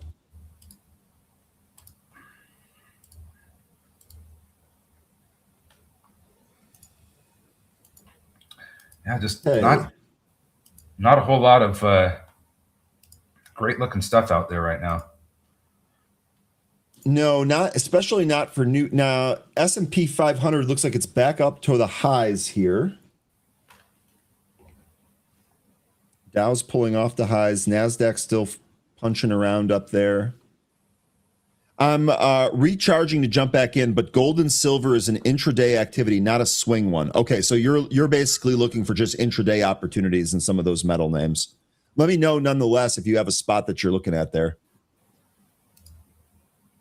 And then what instrument it's on. Apple here still look like it might try that 265.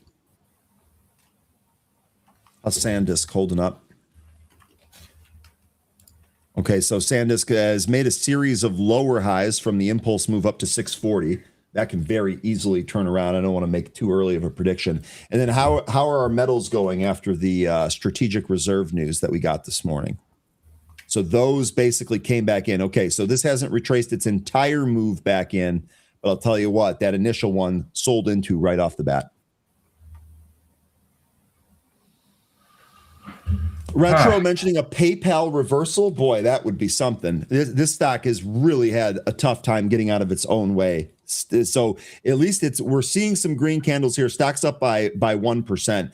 But I would just take a look at the daily chart. If you need a reminder about how disappointing PayPal has been, we were talking about trading this when it was in a mid 60 handle on a potential break out of that sideways area. We continued to show weakness, setting new lows here on PayPal. I don't know if I feel good enough yet. Maybe if we get down to 50. Yeah, and they have earnings tomorrow morning. So if you believe, yeah, that's true. Beat, today's the overnight time to take it, but. I still think this could come down to 50, maybe even lower. All right. Anything looking good here? Lots of sideways action, lots of leaking.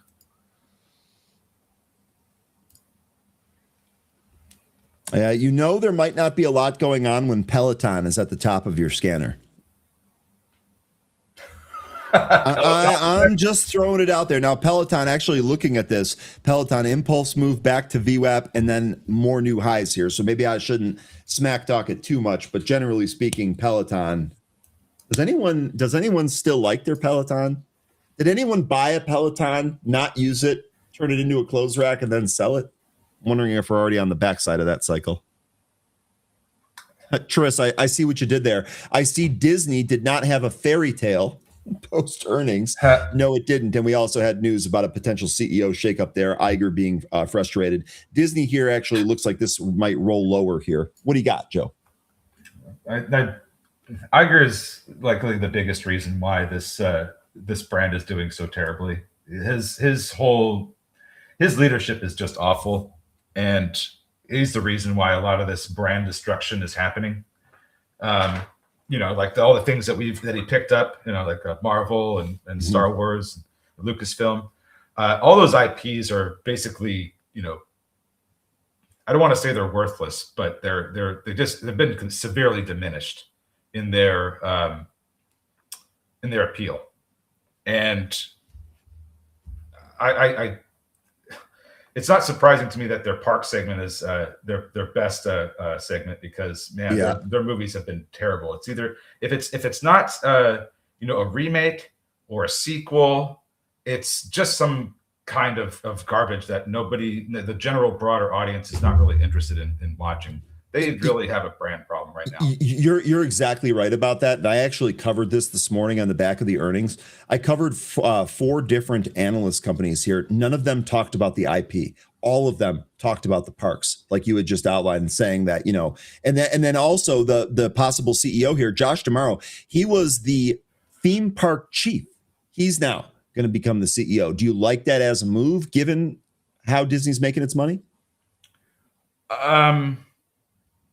I'd have to think about that. I don't have an answer for you right now. That's okay. Market here is telling you it doesn't love it. Well, yeah, I guess so. I just, I don't know enough about this incoming CEO to get an idea of where he's going to take the company. But if it's going to be something like where we see very little changes, I don't have a lot of enthusiasm for him. Okay. So if it's the same, maybe much ado about nothing, maybe not interested in it. Yeah. Okay. Those Disney child stars turn naughty. I mean, not all of them. Some of them are in some really, going through real tough times.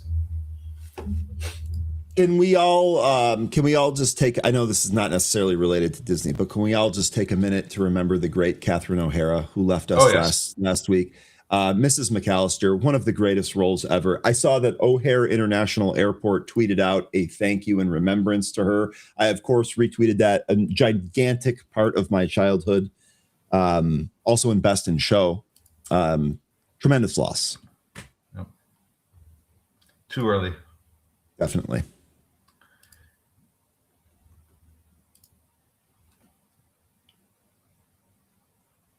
All right, let me look through the list here. Look at this. AQST is back on. Just had to flush some stops there. Okay, now here's the thing. If you were flushed in that, like I was, don't rebuy it higher, right? We want to see if this changes. So we were already kind of looking at 4 as a potential level. Now we're at that trend line. So if we break above this, maybe then that sets up 425, 450 as some more upside levels here. I want to see this get above the trend line. I'd love to see it do it on volume. We were getting asked about BBAI.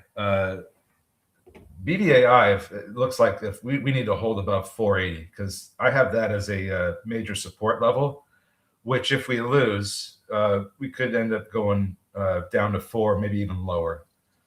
That's just what I've got here. I've got that particular level marked off. It's been a support and resistance level for a couple of years, several years now. Looks like almost 4 years. So 480 is going to be the big line in the sand with BBAI. We could see some acceleration to the downside if we lose that level. What up, Doe? Giving us a milk toast reference here. What up, Doe?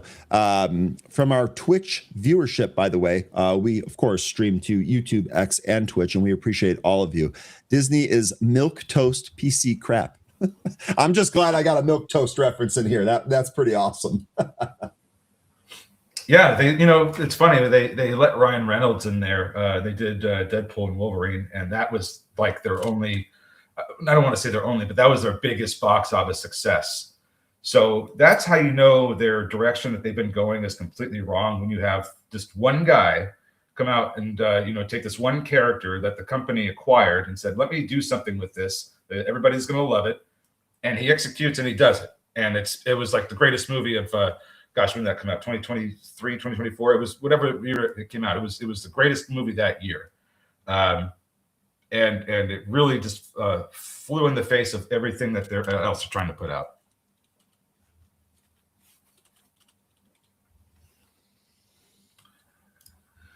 All right. CRML. So this sold off. We talked about that pop up to 15, sold off, held 13 and bounced pretty good here. I would want to see a recapture of 1389. That's going to be your VWAP there. Maybe want to call it 1319. That's fine too. Nice little bounce though. It looks like so far. DPRO, this is holding higher by about 4%. This is a little bit weak after that pre-market pop. Yeah, if you want to remember Catherine O'Hare, one thing that I'm going to be doing is for Halloween this year, I'll be watching Beetlejuice, and for Christmas, I'll be watching Home Alone. Not that I don't already do that, but I think it's going to be something that maybe we could, all do this year. I mean, Christmas is, like 10 months away though. So Cam, the X-Men Mickey Mouse ASPN mashup, I will regret this. Man, that would be fun to see. That'd be fun to see. What kind of powers do you think Goofy has? I don't. I'm like trying to think of a witty answer, and I'm just ready to bail on that one. DPRO, by the way, bouncing here. We're gonna joke around. Yeah, we are. Amazon still going higher. Is a good mention on Amazon earlier. Things been straight up out of the gate here. Earnings on Thursday. ACCO, this thing just gave back everything. Fell beneath the 200 EMA, and that is all she wrote. Back down to the 123 area low where we were this morning. Oh my gosh, this type of action here, man, just no bueno, no bueno. And by the way, just looking at these candles here on the downside, even though some of these kind of show a bounce, I mean, this ACCL, you had this one in here where it kind of took out the previous high of the candle, but gosh, was that short-lived. No bueno here on ACCL.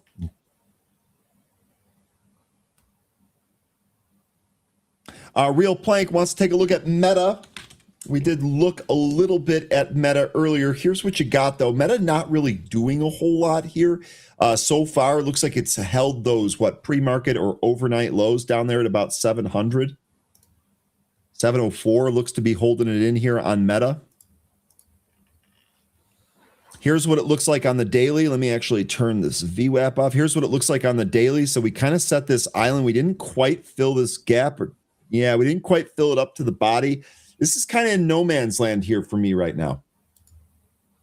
I'd be curious on thoughts from the group, though, on a possible Meta trade. To me, it looks like you got no edge right here.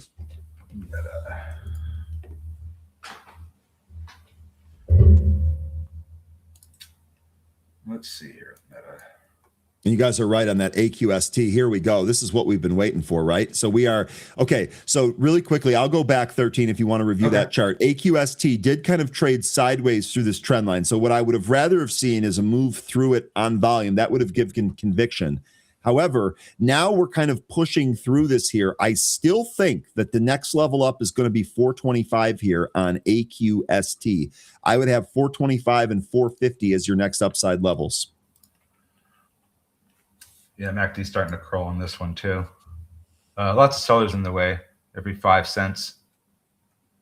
Meta, though, this I'd be curious to see if this can hold above 700. Because that was a support area. Yep. And then, we lost it in October. Tried to recapture it in December and finally did last week. Now we got to hold above it. So 700 looks to be an interesting point of control. 700 and the 200-day SMA. Those two areas look like the next big support areas. Hopefully we get that from one of them.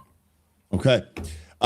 Keep it simple for me. First time on the show, your voice is easy to listen to, nice and smooth. I'll take that all day long. If you know anywhere else where I can use my voice, like a voiceover, you send those connections to me. I'd be happy to do that.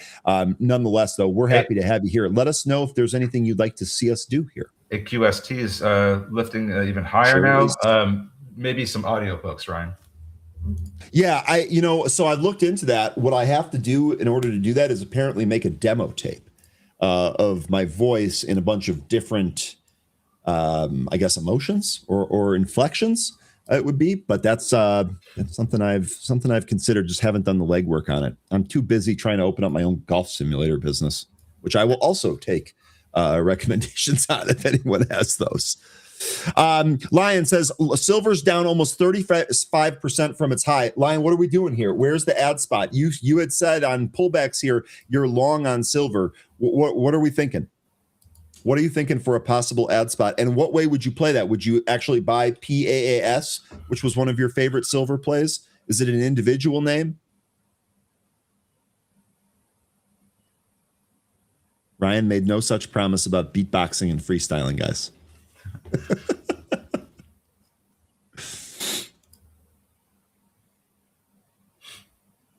So I guess after we gave everything back in ACCL, some buyers stepped in. We'll see if this actually turns around or if this is just, just for show. Izzy, good mention here on Fuse, right? So we got another pullback here. This one held the 15 EMA, actually recaptured the 9 EMA. So on this 5-minute chart, we did set a new high when we popped above this candle. Frankly, I would have loved to seen some more volume flowing in here. Now I think you really need to clear out 320, right? And we're only 6 cents away? Yep. So maybe we get what actually ended up happening here on AQST. Look, this ends up going. Yeah, I think that's right. The 320 spot, that looks like where the resistance is right now.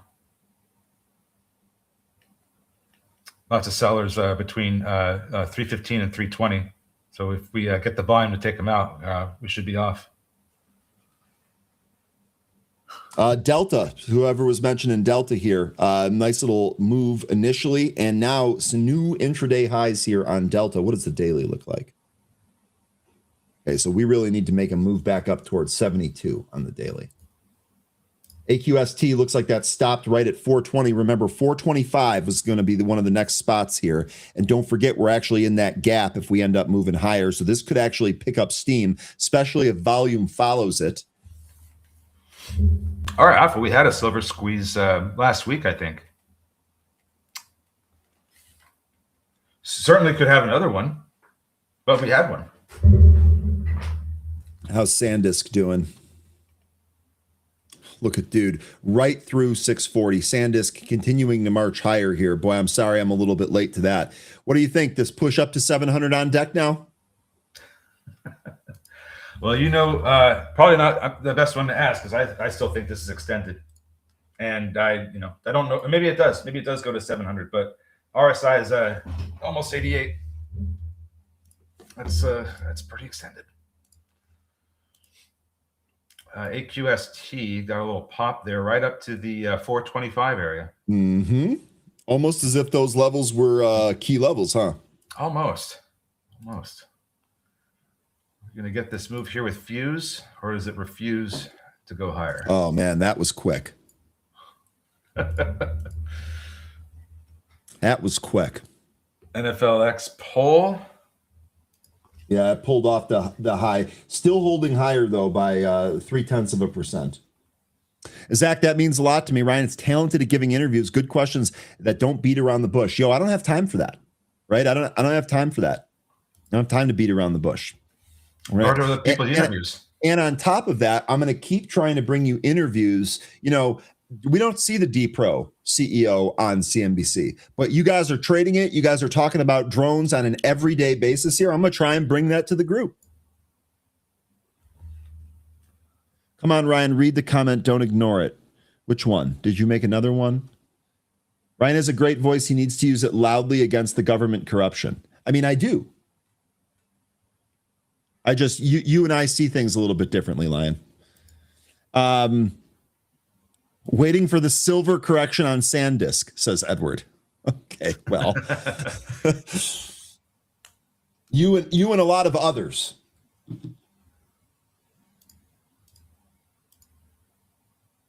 VIX, by the way. So, okay, interesting. VIX has gone red. VIX down by 3.5%. VIX down here at 1685. I find this really interesting because the top end of that VIX range was the exact same top end of the range where we pulled back last time. We had some of these fears that elevated the VIX. So I wonder, do we keep moving down into a 15 handle? That might be enough juice to take SPY to 700 now that I think about it. SPY's at 695 right here. Wow, that's a nice turnaround. This thing was, when I looked at it last, it was like in 680s. Buffalo by Bicycle says, I'm only here for Chewbacca. Ask and you shall receive, buddy. I mean. Yeah. Anyone think Tesla breaks higher here? I know it's been kind of weak earlier, but recovery here, 420 key level for Tesla, LOL. Maybe this breaks and goes higher here. Doesn't have a huge range here today. Maybe not the best. I'm not sure. It's still looking like it's having trouble recapturing levels. Like on Friday, it tried to get back above the 20-day SMA, was rejected. Tom says, Ryan, do you know what any of the possibilities may be that my layouts are not loading? Yes, actually, I do have a tip for you here. So real quick, and I'll make this brief. This is for Benzinga Pro members. If you go into your layouts and you are not working off of a layout that you manually saved, you likely have like saving and overwrite issues that might be causing your layout to be wiped out. Because remember, it's going to use some of your browser's local storage. Two things that you can do. Number one, you don't have to rebuild it. You should be able to come in here and load a previous layout from the recent autosave section if you did not manually save it. But if you would like to fix your problem and to hopefully make this happen less, be sure that whatever layout you're using, you make a manual save of that. If the system is working off of a manual save, you should have better stability than if it's working off of an autosave. Let me know if that answers your question. Tesla here, 420 tests coming here pretty soon.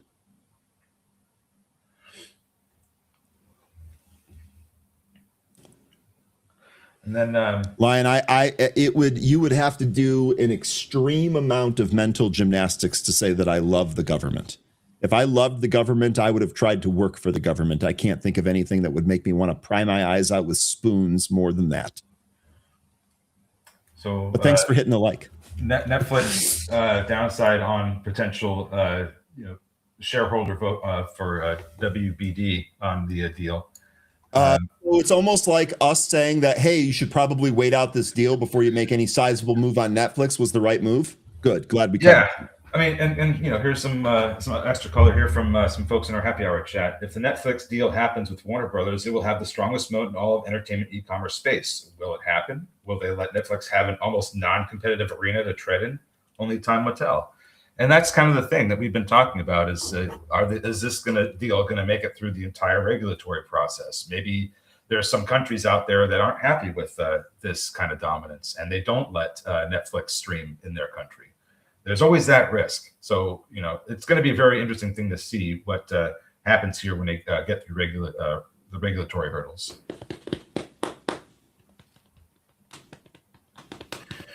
All right, so it looks like really quickly here, just kind of looking at some of these bigger stocks. Shout it out if we're wrong here. Sure looks like Apple, Google, and Amazon are the strongest. I guess we can throw SanDisk in there since it looks like it's coming back on here. But all of these look to be the strongest. Netflix a little bit weak. Tesla still a little bit weak, even though it's trying to flash like it's going to make a move above 420 here. Google, by the way, earnings in 2 days after the market closed. Did anyone have a trade on for Google? I don't remember if you guys are trading that for earnings or not. That's more of a long term in my book. Yeah. And gosh, look at AQST. It did the thing. It did the thing, guys. Boy, I'll tell you what. So here's one thing that, sorry, 13, let me just talk about this a little bit more. Here's something that you're going to have to figure out on your own. I really don't think there's a really easy answer to this.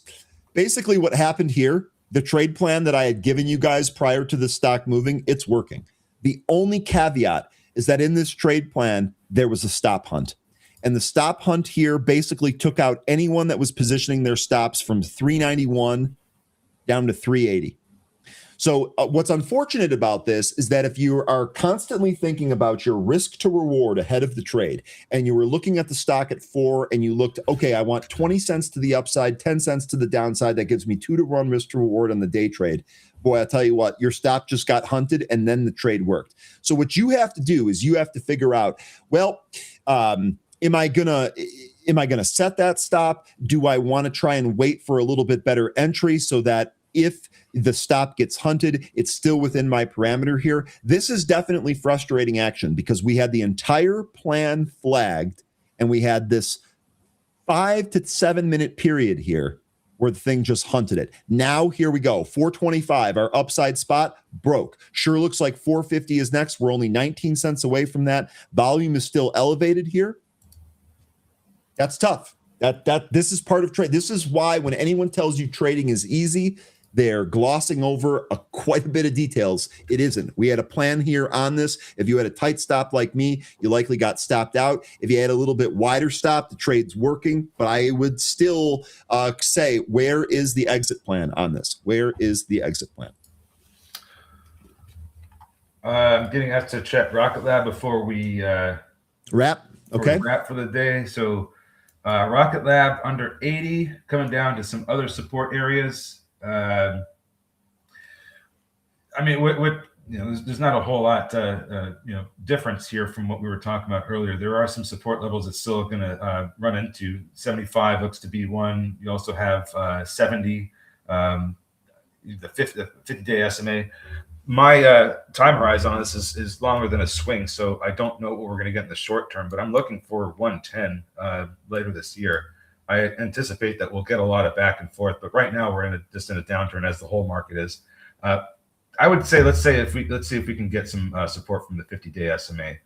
That same area has got support last time at the beginning of January, so it's an area I'd be keeping an eye on. But I've been long this since November, and I'm looking to hold this for at least a year.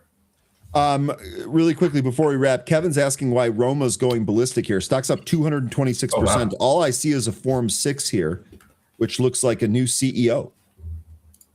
The appointment of Miss Lei Shanshan, effective February 1st. Miss Lei is joining the board. So sorry, it's not a new CEO. It looks like a new board member. I don't have any other context around that. That's all I see here in terms of the news. But Kevin, to me, this looks like this is what's driving it here. Okay, 13, let's wrap before we're out of here. It's a really good start to the week. AQST, that thing is working. Really good stuff there. In fact, you know what? Let's just start with that. Let's just start with AQST. Let me move to the intraday chart. Don't forget, we're in the gap now. Okay, we're in the gap now. So this worked after flushing some stops if they were tight. One of the other things that you can do to stay back on top of this is if you have a plan on a stock and you get stopped out and flushed from it, if it's not like a complete breakdown, keep it on your screen. I still think the VWAP cross, the trend line cross, that could have been some of your trigger here. AQST, though, catalyst here was that it received a complete response letter from the FDA for the new drug application seeking approval. That's what's driving it higher here. Sure looks like 450 is going to be next. What do you got on AQST, 13? Yeah, you could try and draw a trend line from the wicks and the pre-market. That gives you kind of a general sense that this could potentially go up to 550 if you're going to continue to hit those trend lines. But right now it's dealing with this 445 to 450 area where there's resistance. So if we can get through that, those sellers, then we may be able to see some of those 5 prints. But volume is going to have to continue to hold up and expand in order to get through that. Otherwise, if we don't get that volume, then we're not going to see those heights. Okay. It is looking pretty good right now. We'll see where we end up getting there. That is going to be AQST. Okay. Next here on the list is going to be DKI. This is Dark Iris. This had reported year-over-year increase in revenue. The stock didn't respond, though. It really does look like the $1.20 was the pre-market high. This thing's back into penny territory. It's currently breaking the 200 EMA to the downside. You got any thoughts on this one? Yeah, I mean, it was nice earnings that they had as far as the revenue goes, but they had an EPS loss of 52 cents versus the 7 cent gain last year. So that's, it was kind of something I was scratching my head about why it's up so much when we, it's losing that much money. But hey, sales are great, right? So I think after that, the sales party is over. Now we're getting it back into the reality of, well, they lost, they had a really bad EPS print. So here we are coming back down to some of these lower levels. And I wouldn't be surprised if we saw 60 cents pretty soon. Okay, good stuff there. We'll see. DKI. VHub, this is another one. Big disappointment here. This was a direct listing on Friday last week. Today, we've made 3 attempts to get above the VWAP. None of them have been answered, including the one that happened on volume. This looks like this is at the pre-market lows. Doesn't look, unless something changes here, doesn't look like there's a long side opportunity on this name. No, and it looks like the 200 EMA is the moving average to watch. Since Friday, that's been the one that's kind of kept the price mostly suppressed. So multiple closes over that. Maybe we do get to see some more upside beyond the 200 EMA, but we need to get above it first. All right. And then the last one here is going to be Fuse. And it looks like this did have a lit fuse earlier, but that might have kind of been snuffed out now. This was trading higher after the company announced a partnership with Modulaire to bring Fuse Machines AI Studio and related AI services enterprise clients seeking to operationalize. Okay, here we go. AI at a scale with IBM-based environments. This thing did actually have some pretty good movement. Went up to 350. Looks like it's backing off now, though. VWAP is right here at 272. We'll see. It's come down back to that 265 area, which was the breakout spot when we opened. So now we're coming back down to test the breakout spot. And if we lose that breakout spot, then we're going to come. I think we could end up seeing prints down to the 225 where the 65 EMA is and where that consolidation from the pre-market was just before we opened. So that's if we lose the 265. That was the next area of support that I would see. No guarantee that holds up, but just the next area that I see beneath 265. Okay. All right. 13. Really good stuff here. A good start to what looks like is going to be kind of an interesting week. I do have to highlight one comment here, though, real quick. We did have a comment here. I can't find it. Did you delete it or change it? Sorry. Anyway, it looks like Retro was saying that he had, or no, excuse me, it was JJ here saying, I dated Sydney Sweeney. And then he said, it was a good dream. So I actually have some disappointing news there. I saw over the weekend that Sydney Sweeney, what she's looking for in a partner is somebody that likes to go skydiving. So unfortunately, as I've told you a number of times, there's never a good reason to jump out of a perfectly good airplane. Even for Miss Sweeney. She's a thrill seeker. So unfortunately, I'm off the list. I know we're all heartbroken. 13. I saw a video of her slalom skiing, which is pretty awesome. So she loves to have fun. So if you guys, young guys out there looking for a fun-loving gal, maybe hit her up on Instagram. Oh yeah, she probably doesn't get a lot of reach outs anyway. 13. No, not at all. But you have a great chance, guys. Anyway, 13. I'll see you folks tomorrow. Take care. Really good stuff, 13. We'll check in with 13 tomorrow. Folks, really good stuff to start off the week here. I hope that you have a great rest of your Monday. Stay green, stay safe, stay focused. We'll, of course, be back again with this tomorrow. Have a great rest of your Monday.